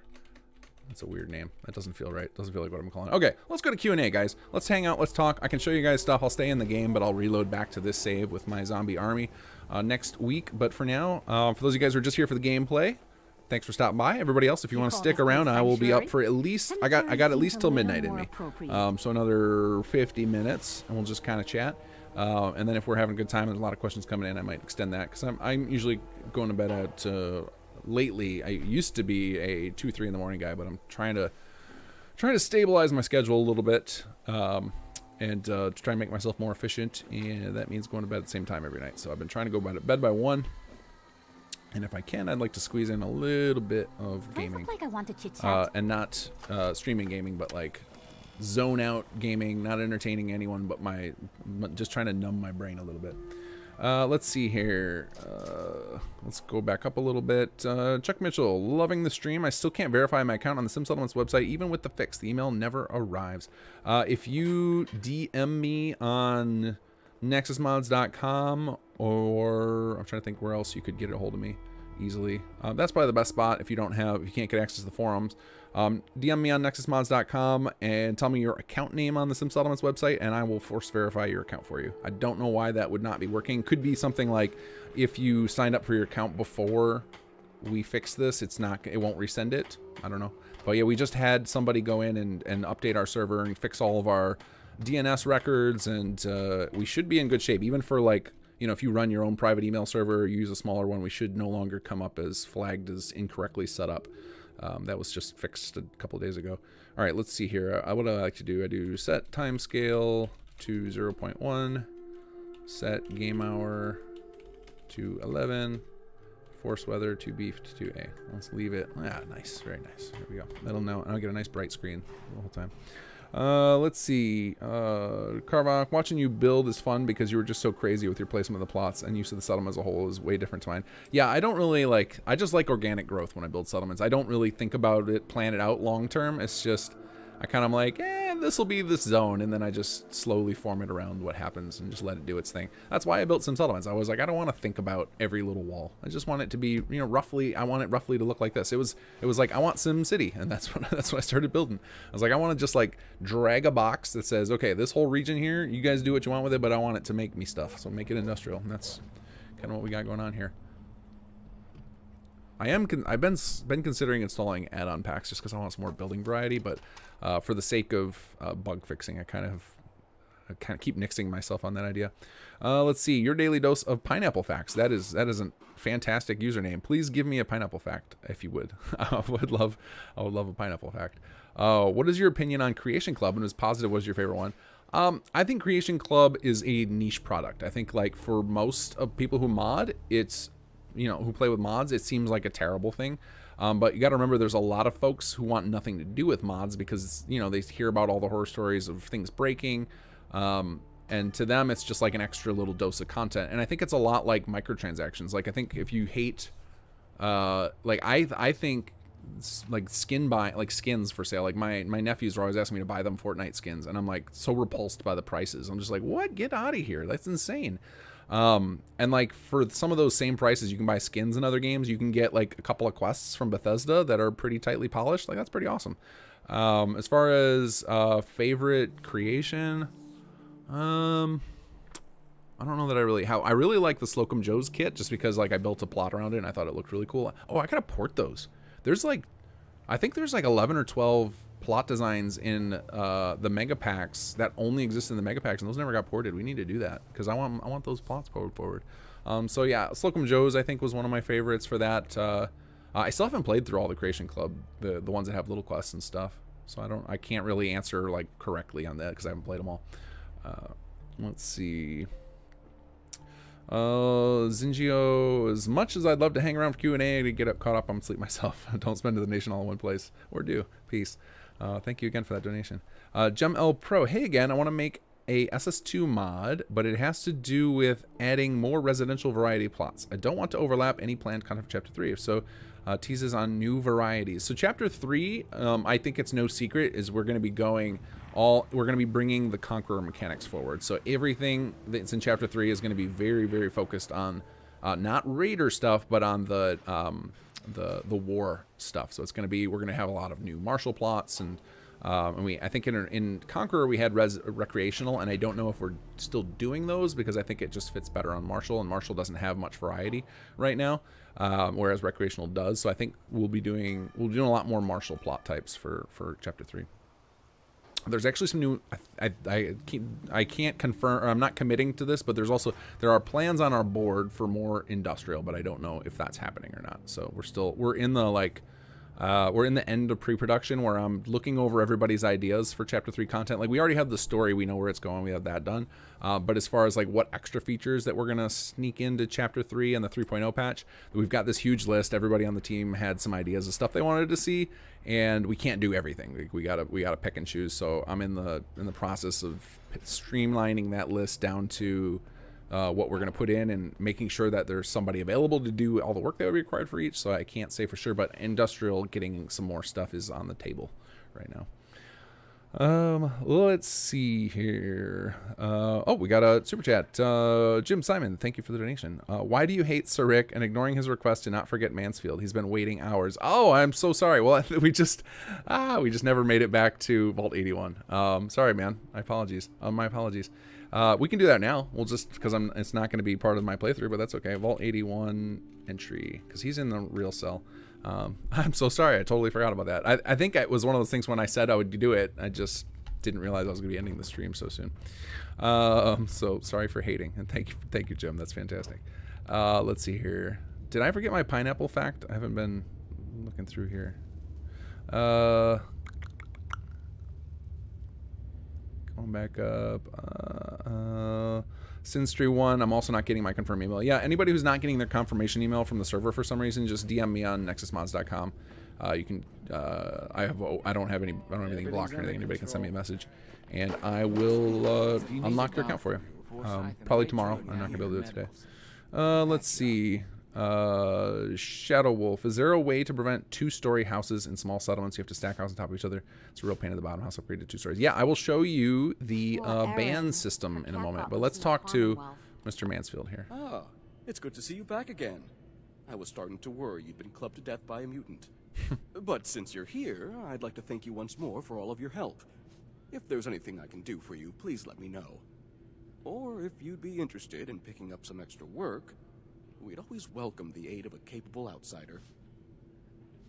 Give Gunner note. Here we go. What's I've this? never seen this. And Mansfield disappeared. He was so shocked by the content of the letter. I assume you found this on one of the mercenaries. What just happened? Where'd he go? How you procured it. Oh, there he is. So, oh, it was just dialogue cam being itself. Okay. The strange I didn't realize he was not standing there. The overseer will need to hear about this. But now that we know, no, there he we goes take again. the necessary precautions. Thank you for bringing this to my attention. And the, is that the signs disappeared and lost their texture too? That is weird. I wonder if if I broke recombines again. That could be. I may need to scrub my. So I have 2 patches installed right now that you guys don't have access to. They're like our internal, like work in progress hotfixes, and maybe I did something in Vault 81 and I need to scrub it still. But yeah, we've also got anything happening. Interesting happening. I think I can ask for radiance basically. Pensky was requesting volunteers to help her with research. Perhaps you should speak with her. Is it, Sarik, do you recall, is it locked, is doing the radiance locked behind you have to finish helping the vault, or is it, let's see, do you have it available now? Always good to see you. Maybe I've got to ask about him. It would be nice It might be something like that. You got to go talk to Forsyth and see. do his quest line first. Well, I can't remember. Unless you were dropped on your head, you've probably already deduced that I was born and raised here in Vault 81. All right. When I came of age, oh, I see the pineapple fact popped up. overseer. Pineapples ripe faster upside down. Seems That's good to know. administration is My something that my runs in the youngest kid family. loves pineapple, so that's why When I the was vault interested first in what your opened to the pineapple fact would be. outside world, I led the first scouting party into the Let's waves. see here. But we quickly So discovered the Shadow Wolf. Commonwealth's That's I'm gonna responsibility. highlight this one. I want to go back to the settlement and show you guys how to use the ban system because it's one of those undocumented features. Somebody might have documented it on the wiki by now. Speaking of wiki, if any of you guys knows a lot about Sim Settlements because you've been lurking around for a long time, playing a lot, that wiki it's not like we don't have it open access because we tried that with SS1 and we got hit by spam bots hard. But we would love to have more help filling out that wiki. There's tons of stubs that aren't filled out. There's tons of chapter 2 information that never got filled out. And our wiki team is very, very small right now of people who have actively been working on it. I think the one person who's been actively putting stuff in the last couple of weeks is Sasori. All by her lonesome. I'm sure she would love some more help in that department. So if any of you guys are have the chops to write decent, like you're not you understand the basics of grammar and sentence structure and can get it to match the quality of that, love to have your help. There's a post if you go to the Sim Settlements forums, there's a recruitment section and there should be a big post. I think it's called the Great Wiki Project, and we're always looking for more folks to jump in and help out. I'm sure we've got a backlog of like easy starter projects people could get on, but my schedule is so full that I can't possibly do it all myself, so I'm kind of relying on the community to fill out that wiki, and most of the details of the mod are only I know or people who are willing to slog through my code. So the way we handle that is like once a week I go through and answer questions for the wiki team. We have a spreadsheet going where I will fill in information to them so they can turn it into wikification, but we got to get that started again. So sorry if you're watching, remind me we got to get the Friday spreadsheet going again. Let's see here. Can't you do something to protect yourself? We do the best we can. We train security personnel and... Right. I'm trying to see how you trigger the Our radiance. biggest defense But there's a lot of extra information That's here. all I needed to know. Maybe I think it may be that Anything else? the radiants are locked Nothing behind right now. doing the Vault Until 81 next quest. I time. think you have to go talk to Dr. Forsyth, and then that's what does that. But I could be wrong on that. Or maybe we broke them at some point. I know somebody commented on the forums that they wanted to know if we could bring back the radiants after we recruit Mansfield out of Vault 81, and I thought that was an interesting request because I forget there are a number of people who like radiants, and that is why we add them, even though a lot of people don't like them. Myself included, but I'm happy to include them because it's something that's throughout the game, and it does give you, it's a good way to RP that you're helping out a group. All right, let's head back to Sanctuary, and I will show you guys the ban system where you can block off building plans that bother you. Now, part of this, as far as Shadow Wolf, as far as two-story houses in particular, that's going to depend a lot on whether or not the designer or whoever implemented it put in a proper description that explains that it becomes two-story. So for example, not a lot, I think 2 or 3 of the base SS2 residential plots start out single-story and then they become two-story or higher for the multi-person, higher levels. So you wouldn't immediately know looking at the preview model. Oops, I just passed it. City planners. So you head to the city planners desk, and down at the bottom, this little drawer here, if I can get it, there you go, building plans, set up themes. So if you go to this, there's a bunch of things you can do here. So settlements theme, this is something I was so excited about to get in SS2, and then it doesn't really come up, like you have to find it on your own. And apparently it doesn't work. So let me add that to my list of themes are broken. That's a bummer. So the theme tags, the idea was that every building plan has tags that represent the type of building plan it is. So, like things like nautical, if it had anything to do with boats, or raider, if it was, had blood and gore on it. And the idea was you could establish this and it would steer the auto selection of plans toward those without you having to do it manually. But it looks like somewhere along the line the theme system broke, and I didn't know that. Theme system, which tells you how few people use it if it never came across on the bug reports. Theme system broke. All right, let's add that to my list. Okay, so then let's see if maybe blacklisted doesn't work. So and then in the same way, those tags that you could select with theme, you could also blacklist them. But let's go to blacklist plans, and we're going to do it at local. So if you do it at this level, it's going to be at the global scale. So it'll be like every settlement, I don't want it. But if you want to do it locally, you get another list here. So we can go to blacklisted plans, and we pick the type. So let's say we go residential. And it should, if it's working, which now I'm questioning whether any of this stuff works, it'll generate a list of all the residential plans. There we go. And so anything that I take into my inventory is now going to be banned and will never be built automatically. So that's how you do that. You can go to any settlement and do that, or you can do it globally. So like, let's say you have an add-on pack that has some pretty wild variety in types of stuff. So like I know, I'm pretty sure XV has been getting permission to port some of the add-on packs that have been abandoned. And he's putting them in superstructures, and superstructures has some crazy big buildings which wouldn't fit if you're going for like a junk theme. Like I wouldn't want those big skyscrapers in there, but he's got a lot of other cool stuff from other add-on packs in the past that would fit great. So maybe I just want to ban those on a global level, but I want to at a settlement level, I'm looking for a theme, and that's how you can do it, is using these ban systems. So anything you put in your inventory will be banned, and then you can undo it later coming back to this. So you can see return to global settings. So this little thing here is how you customize. One of the dream features I have on my list of quality of life, of like, okay, if I end up working on quality of life and bug fixes for a year or so after we're done with content, one of the things I would love to do is come up with a settings export system where you could set this all up and then export it and then use it for future saves, because that's all. It's pretty cumbersome to set up if you were going to do it every settlement, every playthrough. It would be nice to have that as a exportable feature, but not on the to-do list anytime soon, because that will be a lot of work. Dell, who's your favorite team member? Get out of here. Dell Chupinabre does most of the major sound design in the game, responsible for the dynamic soundscape in the settlements. The PA system is his baby.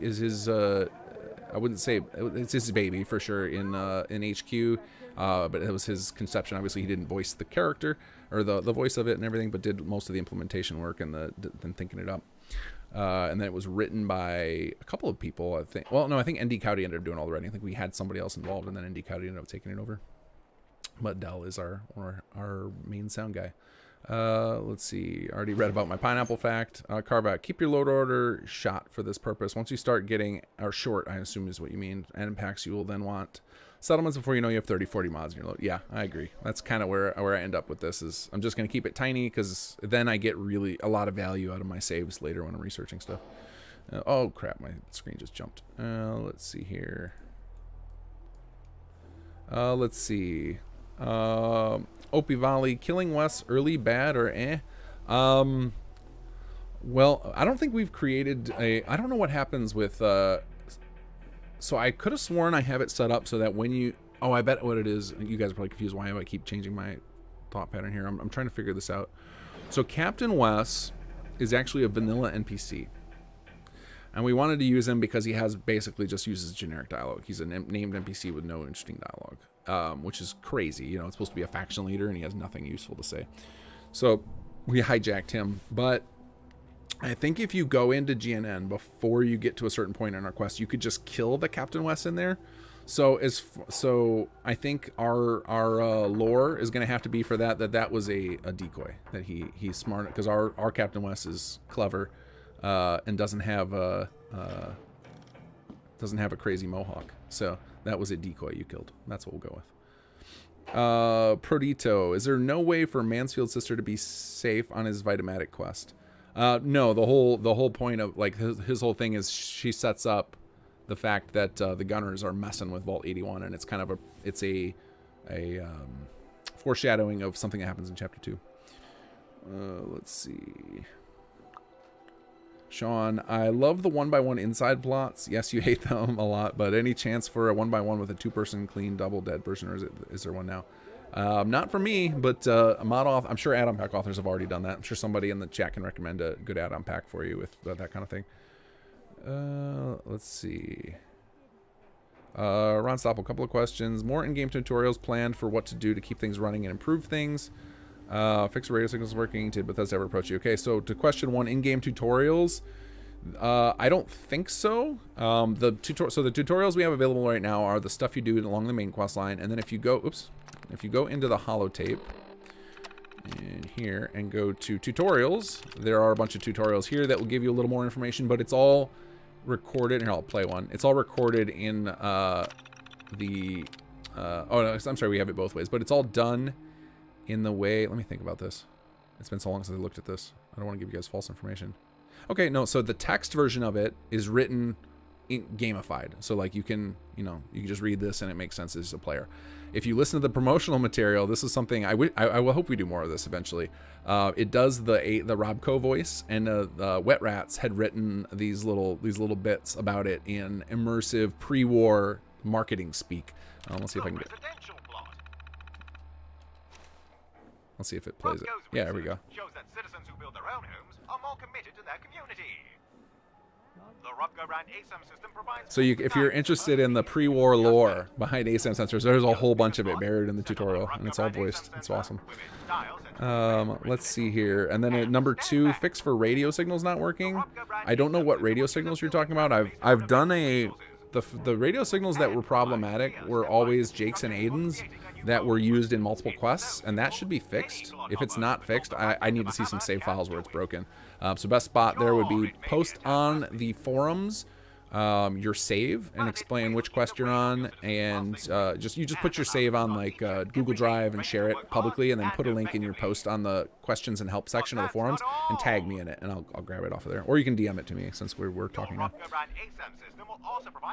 Did Bethesda ever approach you? Yeah, I've had a good relationship with Bethesda since a couple of months after when SS1 blew up.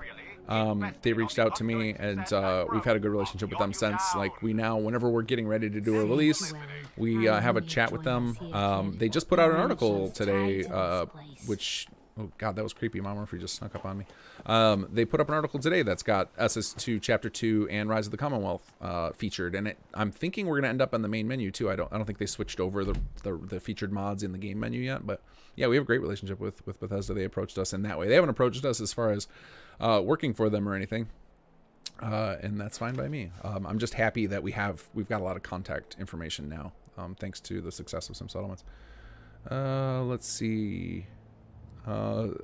Sinister one.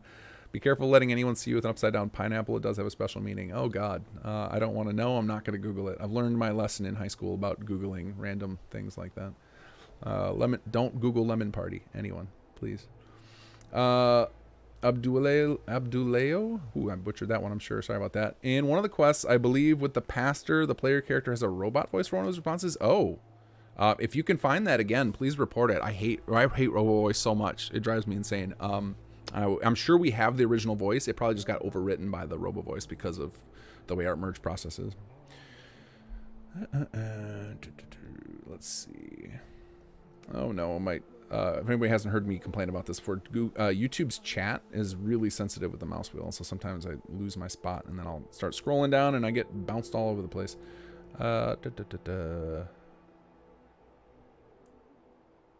Let's see, your daily dose pineapple facts. I'm assuming that Chapter 3 will not be ported to Xbox. That is not true.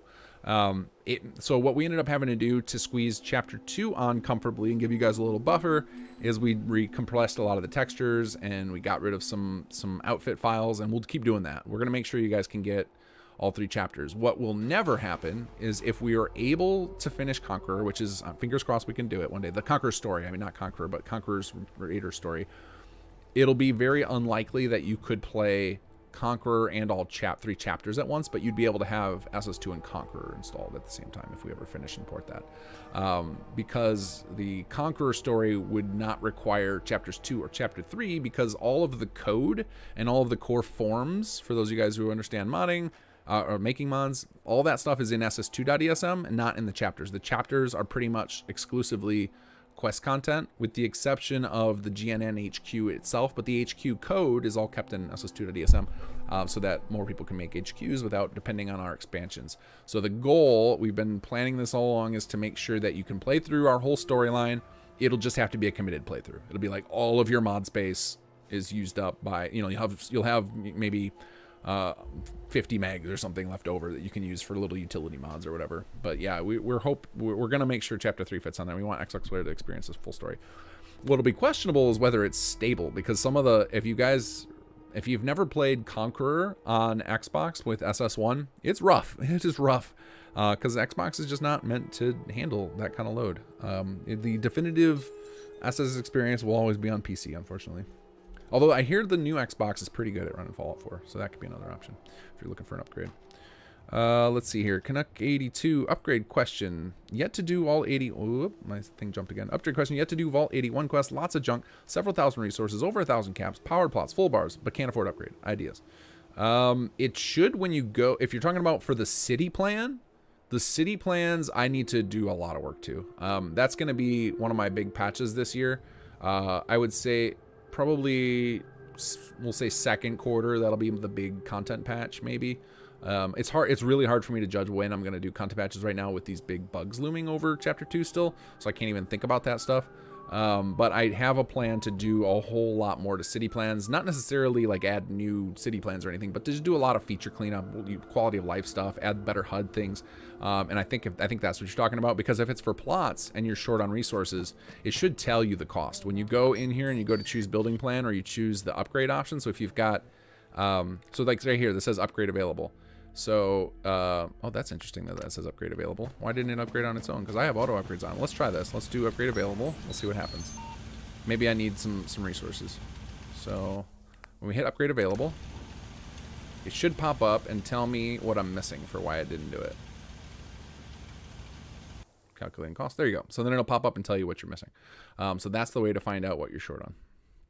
City plans, though, I don't know if I thought I integrated this same interface to the city planner's desk when you go to do upgrade, but maybe I didn't. But yeah, cool. We can get, oh, I guess there's no point in doing this. I'll have to remember to go do this in my save on next session so that we can get access to organic, and then we can start building up those recreational plots. All right, Julian P. Comics. So I want to test if my ghoul mods break that one quest 7, I believe, and it was cautious. There's a trick to skipping the holotape of the quest, so I can test that one. Yep, there is. If you go into the city manager holotape, tools, cheats, and then you go quest skipping, skip ahead to specific main quest, and then I'll zoom out of here and it'll show it to you. But yeah, it's in the cheat section. We use this all the time for debugging.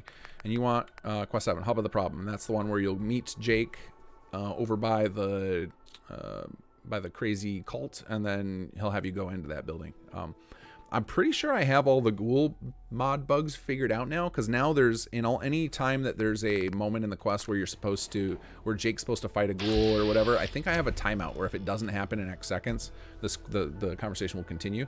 But maybe there's still some ways to break it. I don't know. People have been reporting that quest forever, and of course, when I played through it, no problems, because that's inevitably going to happen. As soon as there's an opportunity for me to maybe fix a problem, it doesn't show up. Let's see here. Daily dose of pineapple effects. What is your favorite weapon mod? I don't know anymore. It's been a while since I've used weapon mods. The last time I played with anything other than my mods, effectively, is for my Children of Adam Let's Play, which was ages ago. So I can't even remember. Let me do a quick. Let me open up Nexus real quick, see if I can answer that for you. So should be able to just go to mod categories for weapons, and one will jump at me. It's gonna definitely be a weapon mod that is not trying to be like tactical. Like I'm not into the super modern firearms type of stuff. I like the stuff that feels 1950 sci-fi. So it's going to be one of those. Like I remember, I really like stuff that the Rizzler does. His stuff was really good. Let me see. Let's go to sort by unique downloads, because that's what it's going to be. It's going to be a very popular weapon mod, I'm sure. Let me see here if I can remember what it is. Like that, the Rizzler stuff jumps to me as some of my favorites. I really like the Watts laser gun by Deadpool. But I don't think I have a particular favorite, because I never really invest too much in weapons, because I kind of play Fallout 4 like a looter shooter, and like, I mean, in this early game, I'll take whatever I can get, but then, right, like you see me playing around a certain way, and I'll probably stick with rifles because I'm investing in sneak and snipe, but mostly I'm just like, I'll be chasing legendaries, so I'll happily switch between stuff, and I'm not particularly worried about certain weapons. But yeah, I think there's one that the Rizzler has that was like a kind of alien looking gun, and I think he did one for Creation Club, which was pretty good. But he also did a free one that, and I think it has a turret for it too. I don't know if anybody remembers the name of it. I don't remember the name of it, unfortunately, and I'm not finding it in the first few pages of Nexus, so I'm gonna get out of here and back off of that. But that's probably one of my favorites. I love any of them that try and stay in the get that 50s sci-fi feel and the Fallout 4 feel, as opposed to something based on a real life weapon. Even if it's a real life weapon that exists in the timeline of Fallout 4, I still prefer for the crazy, even though, and I don't even really use the laser weapons, and that tends to be them. But I just really like the in-universe stuff. Dell, since starting the mod in 2017, how have your methods for modding changed, and was there a moment you remember shifting gears to push for bigger scope? Well, my methods now, I don't know how to answer that. Let me think. How does your methods modding change? I mean, now it's more team focused, so it's more like, rather than just thinking about what I want to do, it's more like have a lot of discussions with different people on the team, and then I'm more project manager-y now, of like thinking out scope and stuff. And so it's more, my focus is more on, does it all integrate together as a whole? Like, is there a way to integrate these mechanics with a story? Whereas when I used to mod, it was just like, I think I was 100%, this is going to make it sound like you guys are going to want me to go back to the old way, but I used to focus entirely on user experience. So I do a lot of UX for work. So like my mind automatically is going to, how can we improve quality of life? So you guys probably saw that in the jump from SS1 to SS2 about how much more UX stuff there is in here. The floating icons, all the different things you can do with the sensors, the fact that you can scrap the foundation separately. Like I did a lot of quality of life improvements. And I think that stuff is one of the things I sacrificed in moving toward focusing on quest content with chapter 2 and beyond. And it's not intended to sacrifice forever. I'm going to go back and add that stuff in, but quality of life is probably the thing I've changed most, where I don't do it first. I tend to do that. I backfill that in now, to the dismay of many people who really like these systems, and my apologies, but I love making this story content so much. It's so cool to see it all come together. The quality of the art assets the team's created, and the performances the voice actors are bringing together. This feels like we're getting to cheat our way into the games industry and make an RPG without having to go through the hoops that anybody else would have to. So it's too addictive not to do it, and I know we have a limited window to do it. So that to me would be the big thing that changed. As far as a particular moment, remember shifting gears, I think it was when SS blew up. So like when all of a sudden it went from, you know, I was expecting to get the same amount of downloads I got with salvage beacons, you know, 30, 40,000. I've been like, that'd be great. That's a nice mid-tier mod. You know, and getting, and I hadn't modded in a few years since then, or when I started Fallout 4, for Sim Settlements to go up to millions of downloads in a year was crazy. And like that's when I started recruiting like crazy and wanted to go bigger in scope. It was like, oh, well, here's an opportunity. Strike while the iron's hot, right? That's why I tend to always recruit right after we do a release, because people are hyped and excited, and that's how we've built up the team like this. Canard WCS, is there a way to reset all the HQ? I got 4 survival games stuck because of numerous HQ bugs. So HQ, the problem is like I could put in commands to reset different stuff in HQ. The problem is my concern is if your HQ is breaking, then those are going to not actually help you. They're going to make the problem worse, because then you're basically, you clearly have, there's something wrong in the, either in the HQ code that's causing this for you, although I'm not convinced that's the case, because we had, I have a test save that I use all the time in build-in HQ. I think it's something like there's too much going on in some saves for HQ to work, and like that means we need to do some code optimization or something. But if we give you commands to fix that stuff, it's just going to keep breaking anyway, and every time you run those commands, you're adding more script load to a save file that's already struggling. So that's the reason I haven't put out those fixes. I did one exception to that, which was to try and get through the HQ tutorial, but for some people that's not even working. So there's, I think with HQ, I basically need to see a lot more save files is what's going to come down to. I got to see a lot more saves that are minimal load order. I think for people, if you're, you know, you're four survival games stuck, that's crazy. You know, what I would recommend you do, just so you can have the experience and have it be better, is go boot up a new character with minimal mods. Just load it up with just SS2 Workshop Framework, HUD Framework. Call it a day. Do what I'm doing. Look at my load order. And then just use the holotape, the thing I just showed you. Go to the cheats and just skip right to that quest. You can go to cheats, go to quest skipping, and then you can go experience it all and see if it's bug free for you still. Because if it is, that's going to tell you that, okay, this issue is probably because either the code's unoptimized, which we'll get to, we'll get that fixed eventually, or it's like there's a conflict in your load order. But at least you can test and find out if you keep getting stuck at the same point. And the coolest thing about that is if you do, you now have a minimum load order save you can send me, and I can learn so much about it, and I can fix a lot of bugs, and then maybe those will help your survival save. So that's what I would love to see people do who are in the same situation as Canard here. Is if you're struggling with HQ, go load up a minimal load order, load up a new profile, and just use this quest skipping to go right to how to HQ. It takes a long time to run it all. You'll have to like wait for tons of all the quest pop-ups to go, and it'll ask you questions about how you would have handled certain quests. You know, it probably takes like 15 minutes for this cheat to run. But then when you finally get to the how to HQ, you can run right ahead and do it and see if it works for you then, because that would be really useful test information for me. Let's see. Oh no, my thing jumped again. Thankfully I was highlighted on that question. Your daily dose of pineapple facts. On your previous playthroughs, do you prefer laser weapons, ballistic weapons, and melee weapons? I think I tend to go toward ballistic, because I almost always find myself playing stealth sniper, and it seems like the ballistic weapons are better for that. But you know, every time I use an energy weapon, I am having fun with it. Like the laser gun I got today, I felt like that was so much more powerful than the other stuff I was using, that I was having a good time. Melee, I tend not to use it. Melee is so jank in Bethesda's games. Like and I don't mind it. Like they can't do, you know, you can't do everything perfectly. But man, it would be, I think that's one thing people would love to see, or one of many things people would love to see TES 6 fix finally, is give a decent melee system added into the game, into their engine. But I don't really care about melee in Fallout 4. I think I tried to do melee in one of my playthroughs. I don't remember though. Let's see. Ron Stoppel, Rise of the Commonwealth seems to have several issues. Are there any updates planned for it? The only update we have planned for it is to fix the wiring data. So we found out after launch that the wiring data got all screwed up when I used the conversion software on it.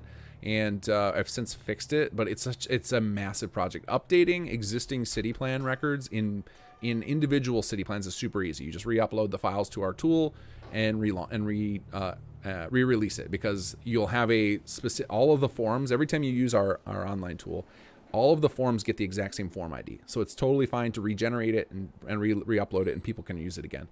If I update a pack like the Rise of the Commonwealth or the SS2 city plans, it can break saves if I use our online tool. So instead, I have to manually do surgery on these giant data sets to fix them. So it's like it's a huge commitment to update Rise of the Commonwealth or the SS2 city plans, which is why if you look back, if you go dig back through the SS1 bug reports for Rise of the Commonwealth, almost none of the city plan bugs ever got addressed because we just never found a good way to do it. It's just like a technical problem that we never were able to solve. We might be able to soon though, because one of the things I've got that I'm trying to recruit right now is a tools developer to help us with stuff like this, where we run into this intractable problem that requires some third-party tool to be developed, and I don't have time to develop it. I've got one person that I've been working with, another person I'm interviewing soon, and hopefully maybe that'll be one of the projects that we have that person work on. Will be finding a way for us to fix our city plan mods a little easier, because it's a nightmare to do right now. Daily Spinal bonus fact: the first record of the word pineapple is the year 1398. Interesting. Let's see here. Let's see. Connect 82 plot upgrades. Nothing pops up. Thanks for showing. That's weird. So you don't have the upgrade available and it doesn't come up. Yeah, that's odd. I mean, usually the other thing will be then it's not eligible, and the when you go to activate the plot, or when you bring up the menu here. Let me see here if it's going to happen, because this plot, I think this plot's having some struggling. Okay, so status unoccupied is the issue. So like you can check on the status. We try to put information on that status to tell you what's going on, and then the third way is popping in and seeing these icons. So if none of those is helpful, if you're not getting any information, it might be just the plot's borked, which can happen because the Papyrus engine, and this is one of those things where there will never ever, even if I had unlimited time, there will never ever be a Sim Settlements or Sim Settlements 2 or any variation in Fallout 4 where you won't run into bugs. It's going to happen because the creation game engine, when these scripts get overwhelmed, the game can choose to just drop frames worth of scripts. It can just terminate them. So any single thing that I tell Papyrus to do, the game can just decide, if your game's under load, that it's not going to do it instead. And so like there's no way to account for that. You can't, because it would be infinite checking infinitely everything, and like then the code would be so unusably slow, it'd be horrible. So there will always be bugs in this stuff, and that's why we put things like refresh plot, refresh city plan, knowing that it's impossible to bypass it all. And it's one of the frustrating things with quests, where when there's bugs in those, like there's no great solution to that if it was due to a dropped script. That is where we come into like console commands and stuff, or in our case, what we had settled on so that it would work for Xbox is the cheat holotape. It's like, all right, well, if a quest gets stuck, they can at least skip it. It would be cool one day to have quest skipping for all the side quests and stuff. It would be very time consuming to make. So it's one of those things that's kind of on the backlog of maybe one day we'll go through and add that. But making the quest skipping work for SS2 is really hard. It takes a lot of effort because we have to constantly, every time a quest is updated, so maybe it adds bug fixes or we change the way it works a little bit, we got to then go back and update the quest skipping as well, because the quest skipping is not just a matter of setting all the stages in the quest. Like we have to like surgically look through what is the quest doing, can we set the stage here and will that get weird or create stuck objectives? It's a real big process to do the cheat thing, but I think at least letting people cheat through the main quest gets them to get all their unlocks and whatnot and be able to get unstuck. But yeah, there will always be some little issues, unfortunately. It's just a problem with Fallout 4 and the creation engine in general, which is why we all expect kind of a buggy experience when we play a new Bethesda game. That's why they have the nickname Bugthesda. It's just some issues with the nature of their engine, and I can't imagine we'll see anything different with the creation engine 2. It'll just be new, different bugs. I'm sure they'll have fixed some of those ones they're famous for, and then they'll have created some new ones. Let's see here. Okay. Oh, looks like, I'm sorry, Jim, you did another super chat, and I think I thought that was the same one from before. Jim Simon, thank you for the donation again. So back in the SS1 days, 2017, I decided to max out Sanctuary with 132 plots. I did a video of it. I think I've seen that video. I think I've shown that video to others. Thanks for making such an awesome mod. If it's on YouTube, I think I've seen it, because I love watching those go crazy with some settlements. Those are fun to watch, to see what people can pull off. Let's see here. Here we go. Dark Sean 99, have you tried some settlements in VR? Yes, I have. It is amazing. And but some of that might be because for me it's like not nostalgia, but it's personal, right? Because I spent so much time on this mod and like seeing things that I designed, because most of the original buildings in SS1 and that they all got ported to SS2, like I did those over months, just toiling away at night by myself before we had a team. So seeing all that stuff in VR, like it feels like I'm, you know, VR is kind of weird because it's not quite, I can't quite say it feels real, but in scale it feels real, right? It feels like when I can look around in it and it's, you know, I walk into these buildings in the VR and the roof is actually over my head. I look up and it's over there, and that feeling of it being to scale is incredible. Let's see here. Sean, I'd just like to say I've been a big fan of yours. I think this was one of the first to download your Beacon mod, and then someone. Sorry, sometimes my spelling is bad, but thank you for what you've done. No problem. I've become pretty good at deciphering bad spelling after years of being on the internet. Because you are not alone there, Sean. Hey, Gavman, how are you? So if I make changes to a city plan, adding chapter 2 plots and swapping a few objects, can I use the same file ESL name as the old one? Thinking of it. Yes. Because the city plan data is all stored as script properties, all of the form IDs will be identical. So if you do an update, people can, okay, I'm going to put out a warning here. Using the refresh city plan, that's like, be careful with that tool. That's one of those ones where I think I need a total, oh, I just saw on the top of my chat, XV versus Lair is the weapon from Rizzler. Sorry, see, this is why I get distracted. This is why I can't look at chat while I'm playing. So for players, using the refresh city plan is dangerous. Like if you use it, you should probably just park yourself in that settlement and go do something else. Go get a workout in, go play another video game on a console, or do something else for a long time. Go away for half an hour, because it takes a long time. And if you don't wait for it, what ends up happening is as you're jumping between cells, the game engine gets confused about where it's supposed to place the items, and that's when you find items like in random cells, is because usually a city plan was upgrading or building while you were tromping around the Commonwealth and your system couldn't keep up with it. But anyway, Gavman, what I was saying is yes, you can re-release it and people can update. They can theoretically refresh their city plan to see your changes.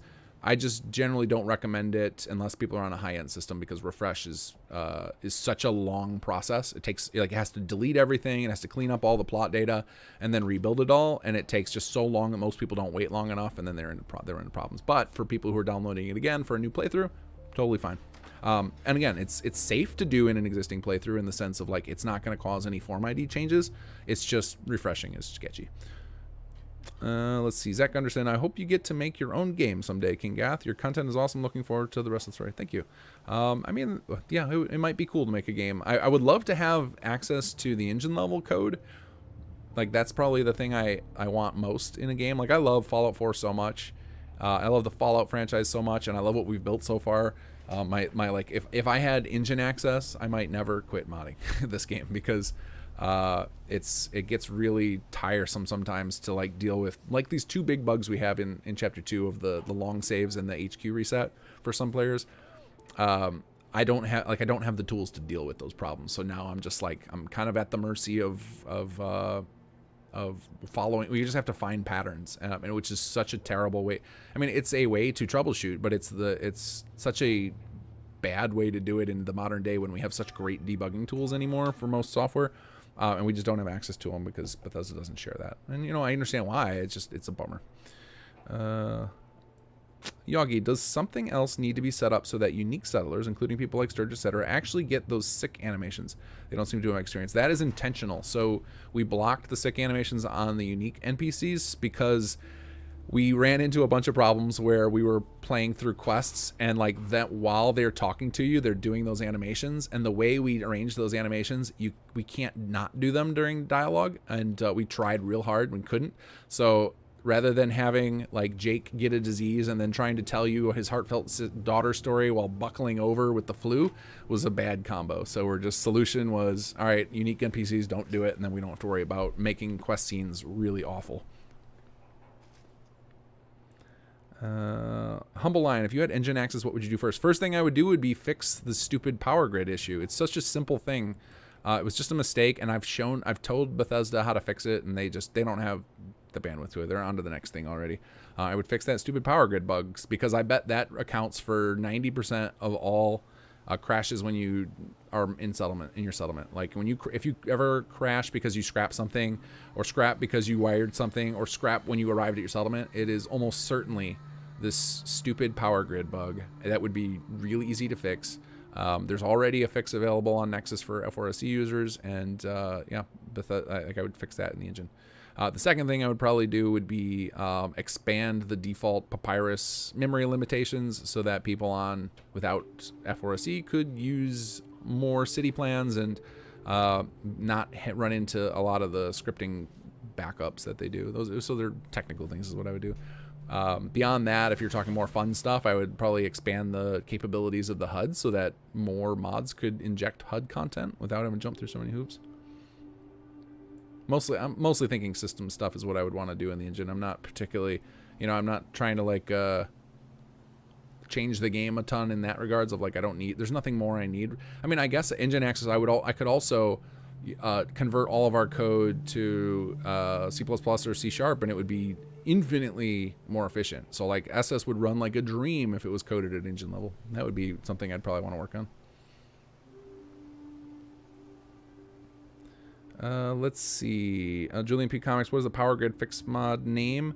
Well, technically now Workshop Framework has the fix available, so you can use it. It's also available as Power Grid Tools, and you have to search for. It's hard to find. I wish he would have released it as a separate mod, but you have to search under mods for authors, and then you go to. You search for Registrator 2000, and his mod is called like Reg2K's Tools or something like that, and it's just a page with like 5 different mods on it. One of them is Power Grid Fix. Fortunately, he shared the code with a bunch of us, and then C. Dante was kind enough to integrate it to Workshop Framework for me.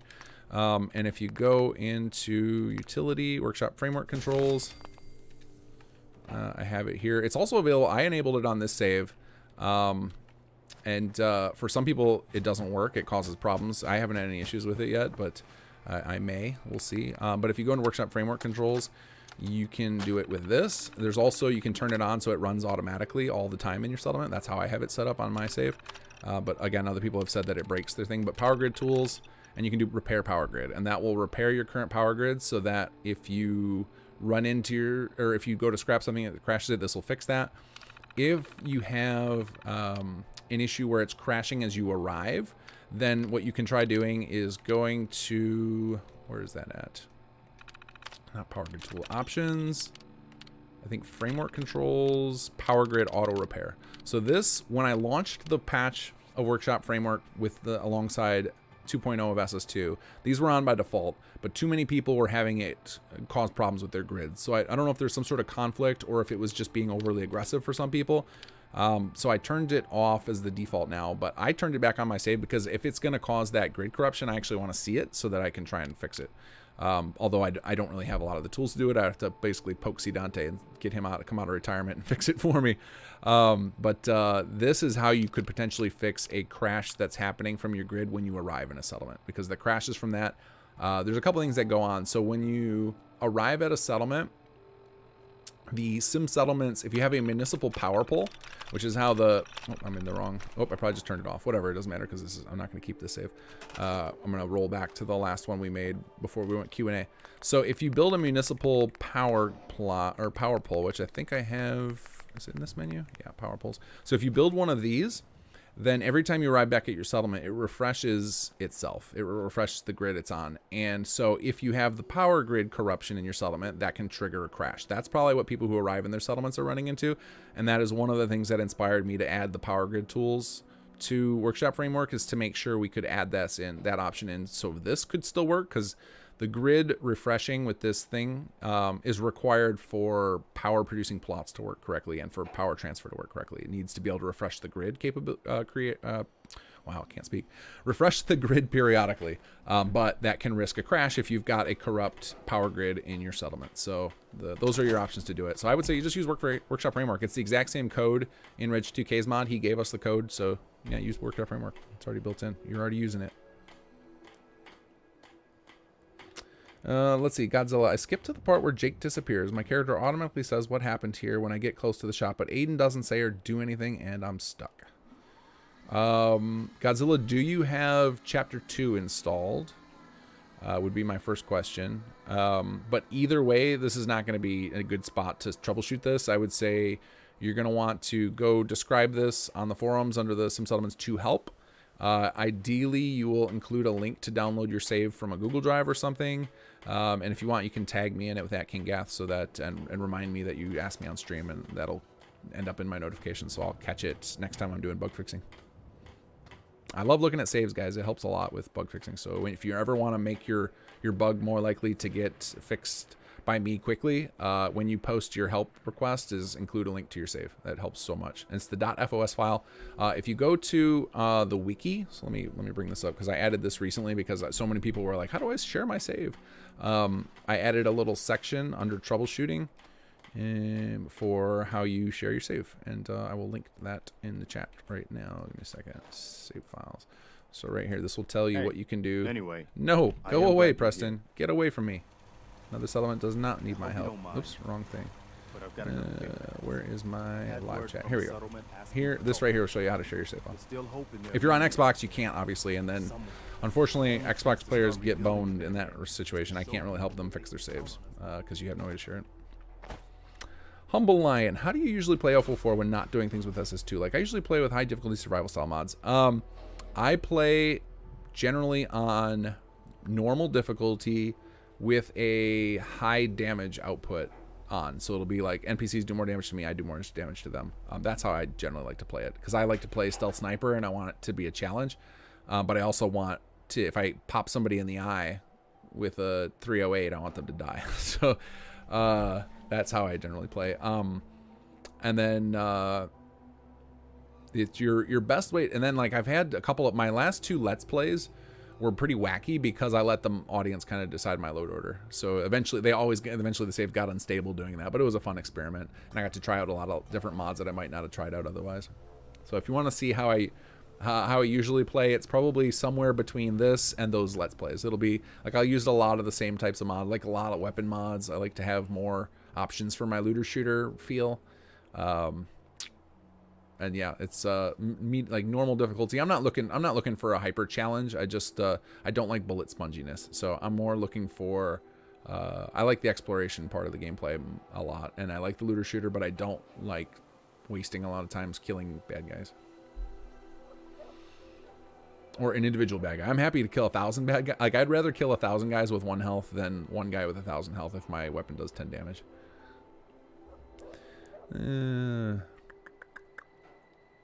Let's see.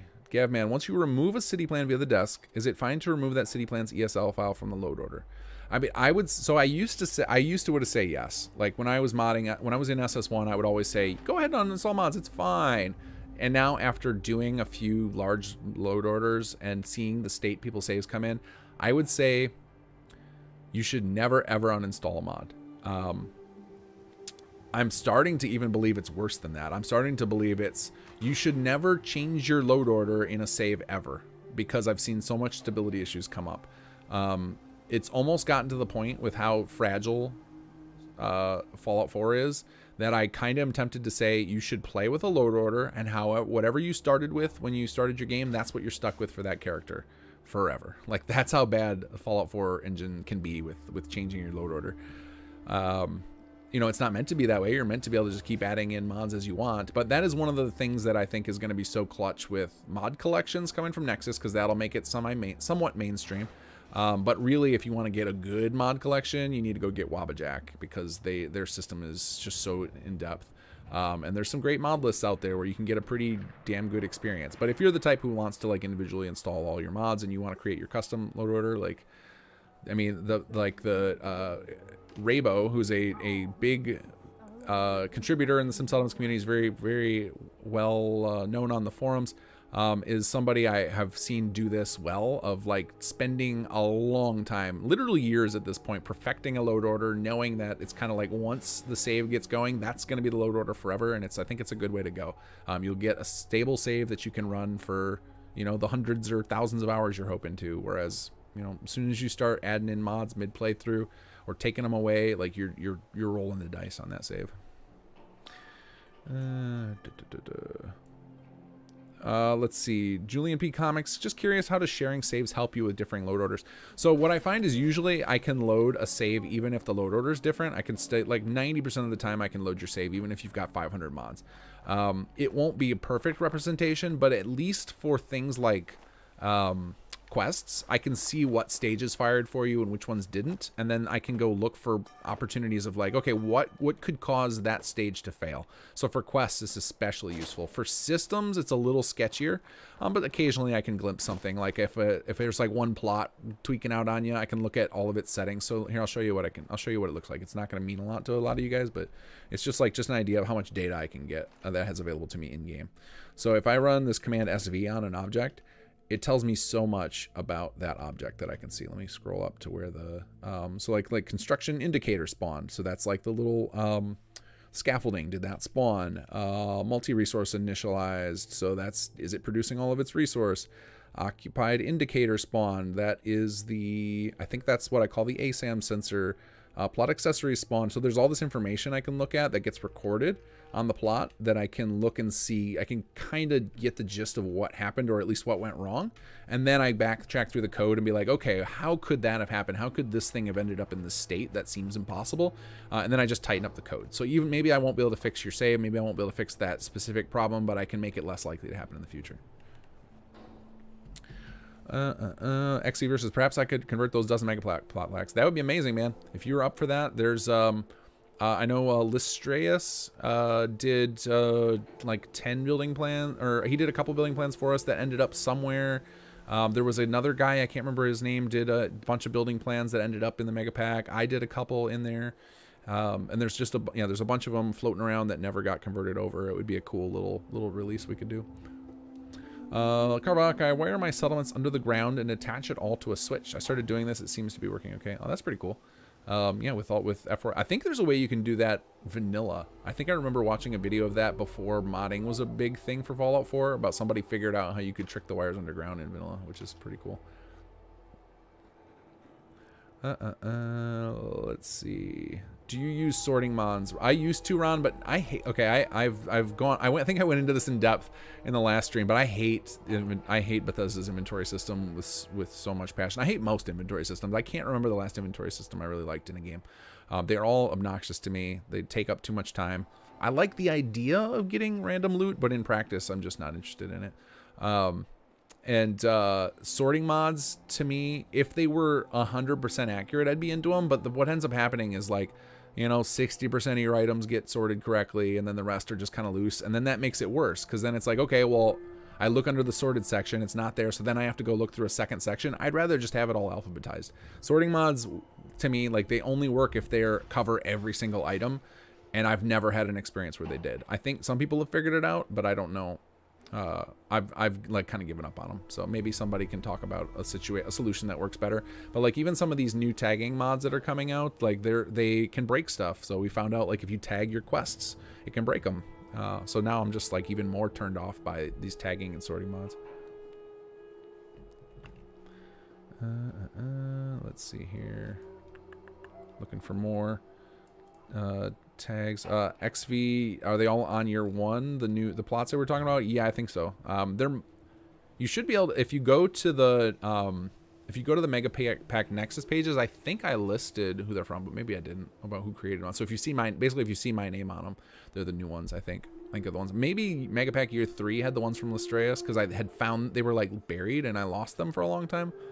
I'll go dig that. I'll put this on my chart to get in touch with you, and we can go over it. Carbach, I use your 1x1 defense plot so much. I think is the most used plot in any of my city plans. I just want to let you know. I really love this design. I was very, very proud of this design. To be fair, it was an obvious design. Like, right? Like I just basically took the default post and added height to it. Like it's such an obvious thing. But yeah, I love this design. I think it's still my favorite today of all the ones I've seen from add-on packs, and I used a lot of them. I still love mine the most. Which is rare. Most of the time, I think add-on pack authors do better than me at all the design work, but I absolutely love this design. And the level 3 is really cool, too, with the football room and the spotlight and the upside-down turrets. It's just a fun plot. I really love it. I agree. I'll toot my own horn there. You won't catch me. I try not to do that often. You will probably catch me doing it, but I don't like to do it. Try to be humble as much as I can.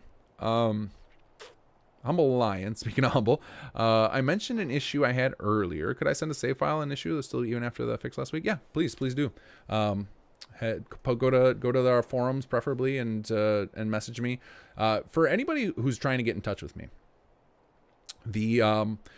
but I do not have a ton of time to deal with email. Like, just my life is too busy, and occasionally I get a really angry email that bums me out all day. So like, I'm like kind of gun shy with email. I would say the most likely way you'll get in touch with me is messaging me directly on the forums. Second most likely is commenting on my news posts on the forums. And then third is actually probably tied for first or second is messaging me on Patreon. If you're a patron, I'm going to try and get back to you ASAP. And then the least likely way to get a hold of me is posting comments on YouTube videos or maybe Twitter I'm better at, but YouTube videos, because that's the worst place I get bombed with like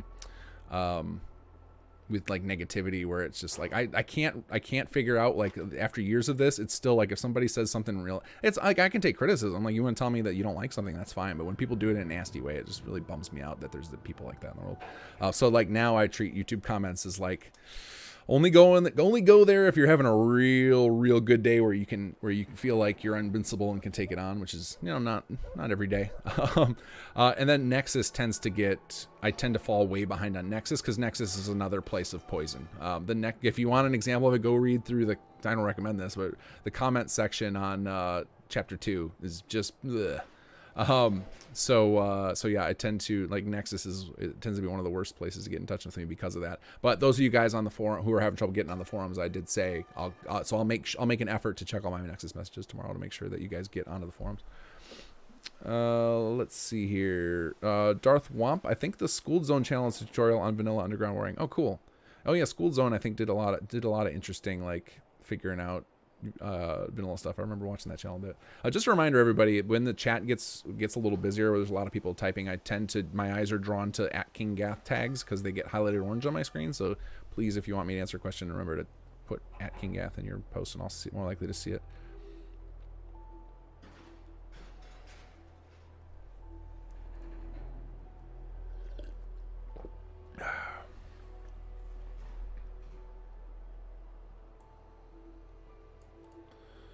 Cheers from Brazil. I love your job. I can't. What is that name? Fofaletta. Yes. Thank you. Oh, wow. I actually caught up. I'm all the way down the bottom. Fantastic. Garte, any idea why Let Sleeping Dogs Lie crashes every time I go see old Paul after Amos? That's weird. I don't know. Are you on Xbox or are you on PC? I've never seen anybody crash during that quest. Actually, let's go see if we got that quest while we're sitting here. I want to get a little cola. Actually, I should just go say hi to my dog, who's Cola's based on, and is probably looking for me right now, wondering why I haven't taken him for a walk yet this evening. Oh yeah, we lost old Paul. Where did I put him in? Oh, he was supposed to build this shop, and he never did. You bum. And I even paid for it. Well, I don't feel like doing another lost track thing, but that should be available. I should do that. Oh, that'll be one of those quests I do along with the mutants. It'll be like, we'll do that. Oh no, I need to do it in advance. Everybody, if you haven't played through chapter 2, make sure you talk to old Paul again in your settlement, and do Let Sleeping Dogs Lie before you get too far into chapter 2, because it makes one moment way more emotional. And yeah, like that alone, I'm gonna like put notes. I gotta do that next stream just to make sure I don't forget to do it before chapter 2, because gotta have that moment. Let's see, Ron Soppel, my problem with radio signals could be they also caused by tagging mods. Complex order could be. I've been told that if you tag some of our quests in particular, it doesn't happen to everybody's quests, but there's a couple of SS2 quests, you tag them and they break. I think Hub of the Problem is one of them. Our most notoriously breakable quest is victim to that. I don't know why. It could be. I think that I have a theory that some of the weird issues, and it might turn out that the issue with the long saves is related to this. Our plugin SS2DSM has been through hell and back. It started out as a fork of SS1 at some point. It has been merged with multiple softwares. It's had data created from online systems. Like it's a miracle that file still opens in the creation kit, much less the game. So part of me thinks there might be like some quirkiness, some like weird artifact data stuck inside that plugin that causes that tagging issue to break things, and maybe it has something to do with this long save. But if we ever figure that out, then we'll cross that bridge when we get to it. But the only way to really solve something like that would be to get in there with a hex editor, and that's beyond most people's capabilities. Carback, I do get what you're talking about. I am a small city builder, and people still trash me a little. I can only fathom what comes at you.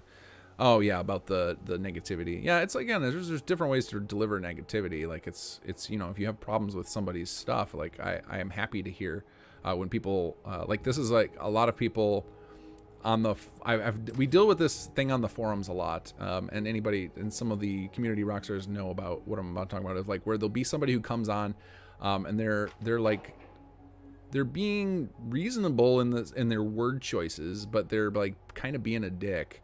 But in the same time they're giving valid feedback about the mod, and like a lot of people just kind of dogpile on them and kind of white knight for me. And I usually let those people get away with it until they like cross a line where they're just being belligerent. Because I want that kind of I still want to welcome that kind of feedback. I just don't want it to come with the like, if it has to come with, as soon as insults start being included with it, you're such an a-hole for doing this, or I can't believe you did this, or what kind of moron does this, or the worst ones I've got is I hope your children get cancer. And I see stuff like that, I'm like, done with the internet for the week, like, because that's too much. I don't understand why people would say stuff like that. But yeah, like there's a good way to deliver. It's constructive feedback, right? Like, and even if people who do it with a little bit of passion, I can handle it.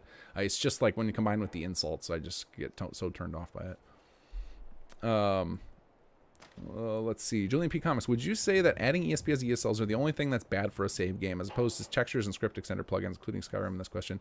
Yeah, ESP, ESLs, so like when you adjust the load order of your mod, the save file has to be updated to handle that. So all that data that's recorded that's tagged with load order IDs all of a sudden has to get updated, and I don't think that's your save file is very sensitive.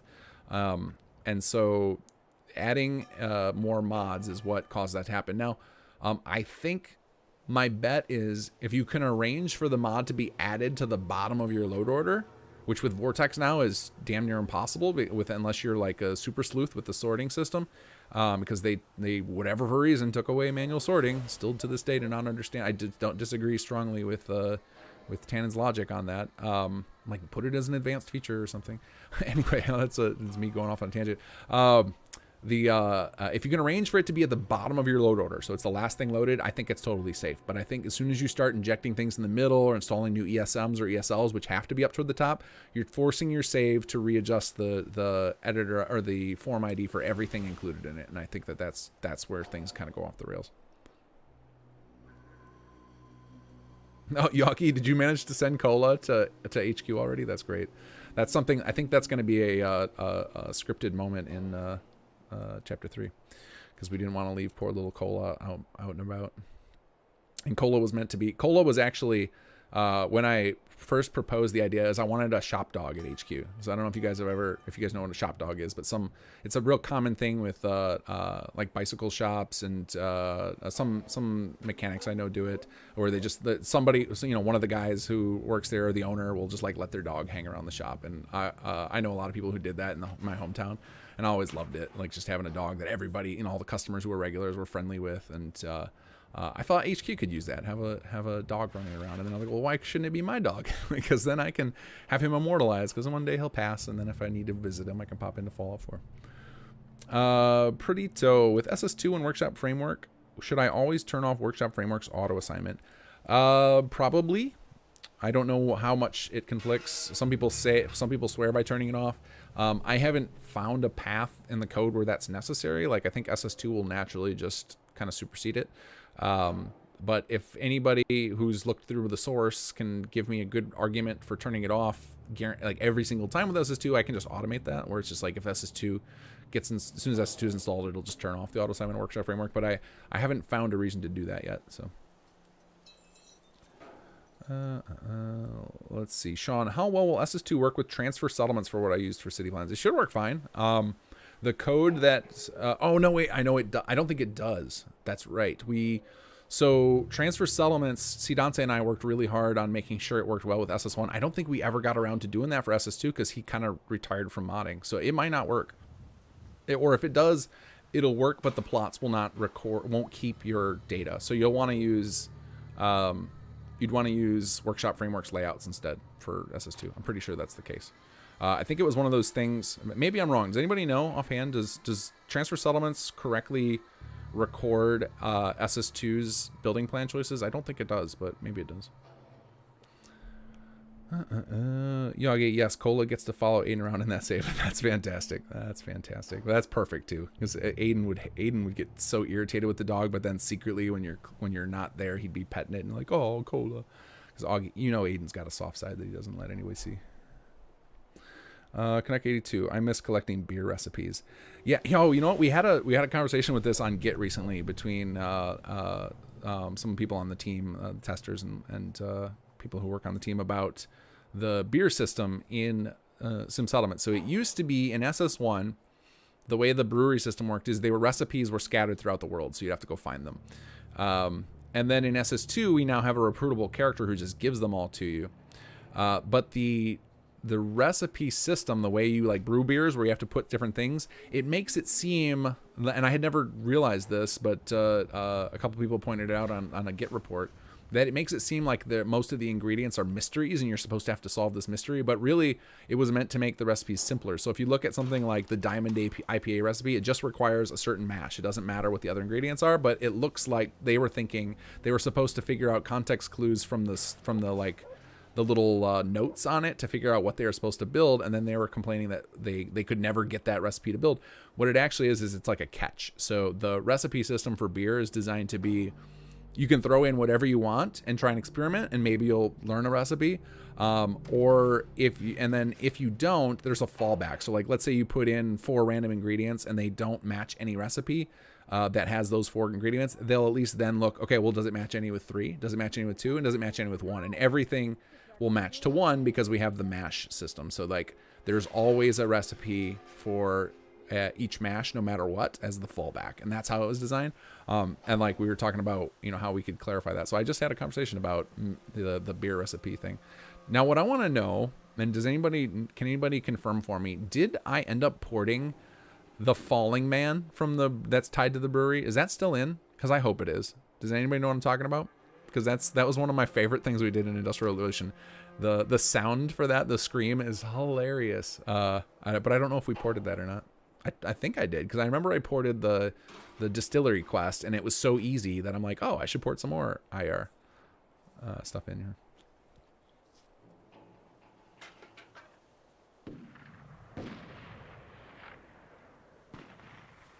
Daily Dose of Pineapple Facts. Does SS2 add more unique weapons in the world like how SS Conqueror did? Did Conqueror add weapons? I don't remember. I don't remember it doing that. Maybe it did. It's been so long since I worked on Conqueror. Oh, so sorry. It does still fall for his death. That's fantastic. Oh, the sound's not working. Get out of here. I gotta fix that. That's like hotfix worthy, Del. That sound is hilarious. Apprentice scream broken. Added to my list. That's so sad. That scream was one of my favorite things that we got working.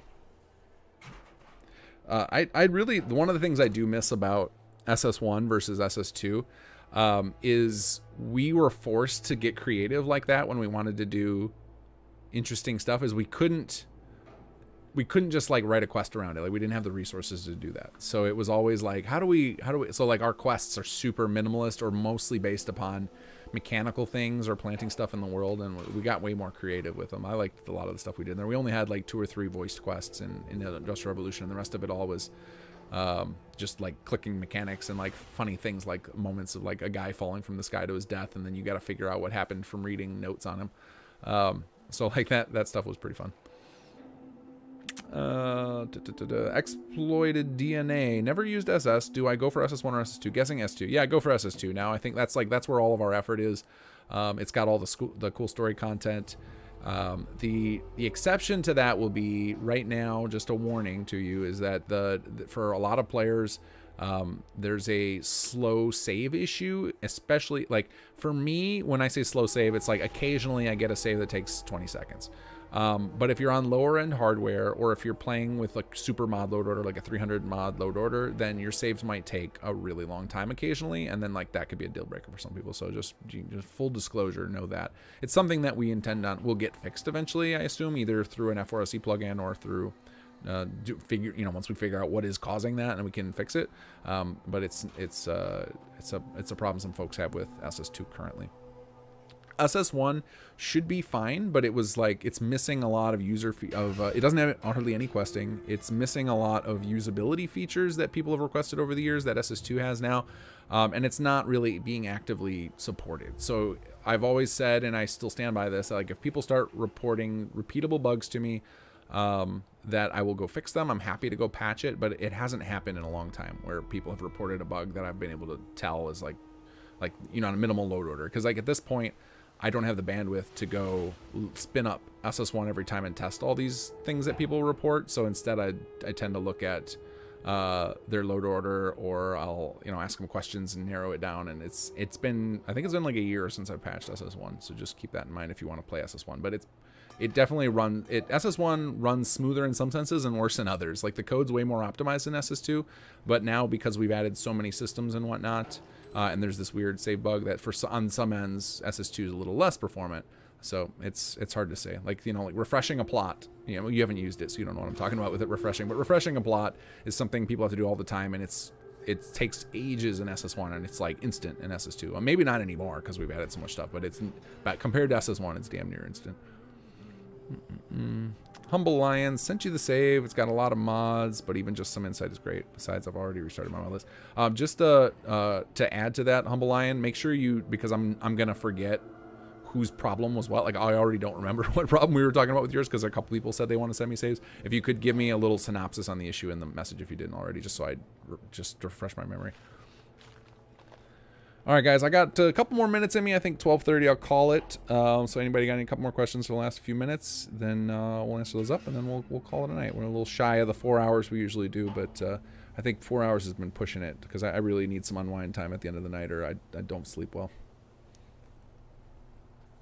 I mean, this is actually pretty chill and unwinding, but because I'm answering all these questions and talking, it's going to keep my mind racing for another hour. You went decently in depth. Thank you, Humble. I appreciate that. Thank you, everybody, for joining me on all these streams. It's nice to see a good chunk of people engage in chat and having everybody along for this ride. I hope I've been entertaining everybody, getting you guys some information that's useful and whatnot. Streaming is definitely not my career, nor will it ever be. I don't have the chops for that, but it's nice doing. I like this once a week schedule is perfect for me.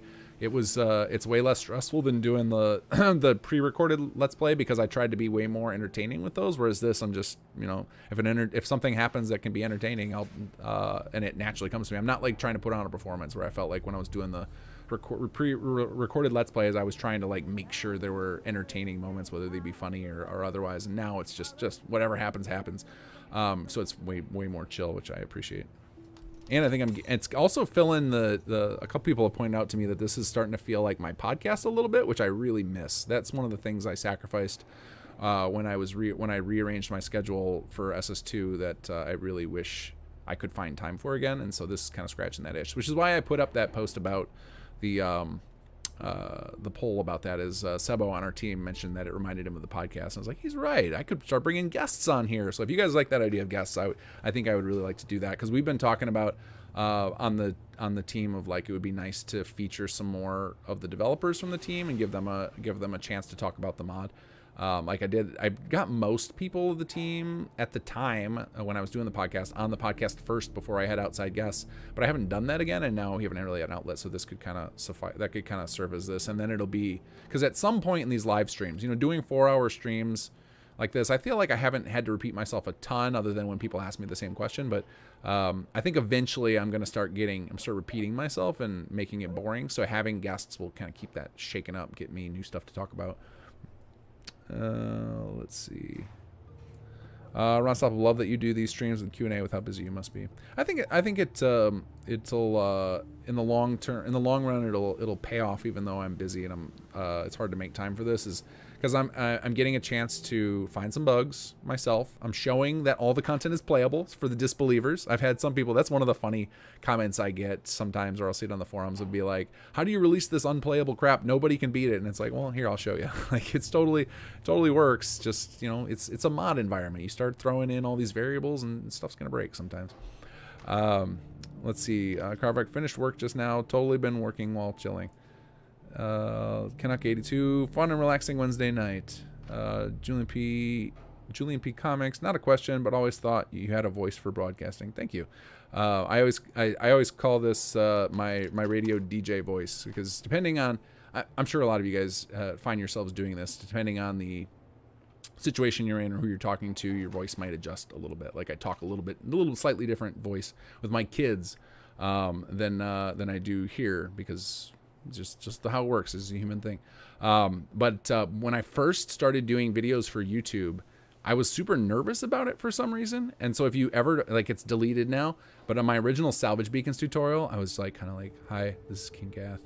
I just want to show you this mod I built. And I was like super nervous about it for some reason. And then I went and re-recorded it, because I'm like, no, I like to use my DJ voice for this, of like actually trying to engage and talk and like be confident. And this is the voice I prefer to use when I'm talking most of the time. So it was really strange to find that old video, but I didn't find it I don't think I replaced it for like 6 months after SS came out. And even some of my early SS videos, if you go listen to how I talk in some of my earlier tutorials, it somewhat sounds like a different person. And it was just kind of like I just had to build up my online confidence to talk how I'd talk. Let's see here. Perdito, I've had settlers being assigned to my personal bed despite having residential plots available. That's when I turn off workshop frameworks. Ah, okay, yeah, for regular beds. Yeah, I could see that for sure. Sebo, good, I guess, to join at the right time at the end of things, huh? Yeah. I think I name dropped you like 3 times today, Sebo. In fact, just a few minutes ago. Oh, Nihir, hello. Welcome. Whole team's on now. Let's see. Yogi, it may be... let's see, what is this? Is maybe the 3rd person I've ever met that pronounced my name correct from text only without being told ahead of time. I use this name for almost 20 years now. Yeah, but for every Yogi I get right, I get somebody else's horribly butchered. I think it's... actually, that reminds me, I got to figure out how to do shout outs for patrons anymore. I am so far behind on that because I quit my 3 videos a week, and I don't know if I can ever catch up again. And especially because this format, I don't know, it would be awkward to do, and I feel like they'd get lost. Maybe I just need to start doing, maybe I'll do like for the edited videos, I'll do like a pre-record, I'll do a separate recorded intro, like, well, you know, just like off camera thing, and I'll do it there, and then Luke can edit it into videos. Maybe that's gonna be the solution, because I really want to get those shout outs out, because you guys who are helping us on Patreon are awesome. And I know it's just a small token, but you know, it's something to make sure your name's out there and saying thank you for helping us out. All right, guys, we went past 12:30 there in my rambling. So I'm going to answer this last question, and then I'm going to take off for the night. So Air Forden, is 32 gigs RAM recommended with the mod? I had other mods on my loader, a huge fan. Oh, I don't know how much. I don't know if Fallout will even use 32 gigs of RAM. No idea. I think that's probably excessive, because the game, I mean, the game engine, you can tell when it's, because it's FPS capped and everything. It was designed for... You know, it was released in 2015, but that means it would have been designed for hardware that existed in 2013, right? Like, they would have started figuring out their hardware specs years before that. So if you bought a machine with a decent, like a graphics card in the last 5 years, it should run Fallout 4 like butter. But, you know, that's not always the case. So sometimes I found people with high-end hardware have a worse experience than people with lower-end hardware. I know for the longest time I have, because I've got a couple of different graphics cards. I think I've got one computer with a 9 something, and then I had bought a 20 series, and at some point, and the 980 ran better than the 20 series. And I was like, what is going on here? And but only Fallout 4. Other games, they would run better. So it's hard to say with the hardware, but I think 32 gigs RAM is plenty for Fallout 4. You can have unlimited, you can need unlimited memory for various things, but for Fallout 4, that should be plenty. If your game's been crashing occasionally with big city plans, that's probably power grid corruption. So I showed it earlier, but if you go into the workshop framework holotape, which you can spawn, you can craft at a workbench, you can turn on various tools with the power grid tools. So you can like clean up a bad grid. That's a big cause of crashing. Or you can set auto cleaning, which some people have a bad time with. I haven't had any issues with it yet, but we'll see. So that's what I would recommend, is go check your power grid. All right, guys. I will catch you next Wednesday. You can probably expect a hotfix patch tomorrow. It's not as exciting as, it doesn't have any big major fixes like the last couple I've had, but it's got some good stuff in it, little tweaks and stuff here and there. We're definitely getting closer to switching over to regular patch cycle of like the bi-weekly. I'm really just kind of holding out until we get these last two big issues, the long save and the HQ reset. I'm hoping to get both of those resolved before we get out of hotfix season, because it's kind of like as soon as I find a solution for those, it's going to be like all my attention's going to that, because it's like that important to get that solved. So but otherwise, expect a hotfix tomorrow probably, and then again probably once a week, I would say, for now, until we're out of hotfix season. It's going to go a lot longer than chapter 1 did, because there's a lot more stuff in this that can break, that's important. Like, it's, you know, most of our quests are pretty front and center. We don't have as many. It's not like the Settlers, where they were kind of like it took, you know, it could take weeks in game before you actually saw all of them, where most of the content in SS2 is pretty easily accessible. So I want to get it all working as flawlessly as possible. All right, guys, have a good night. Catch you next Wednesday.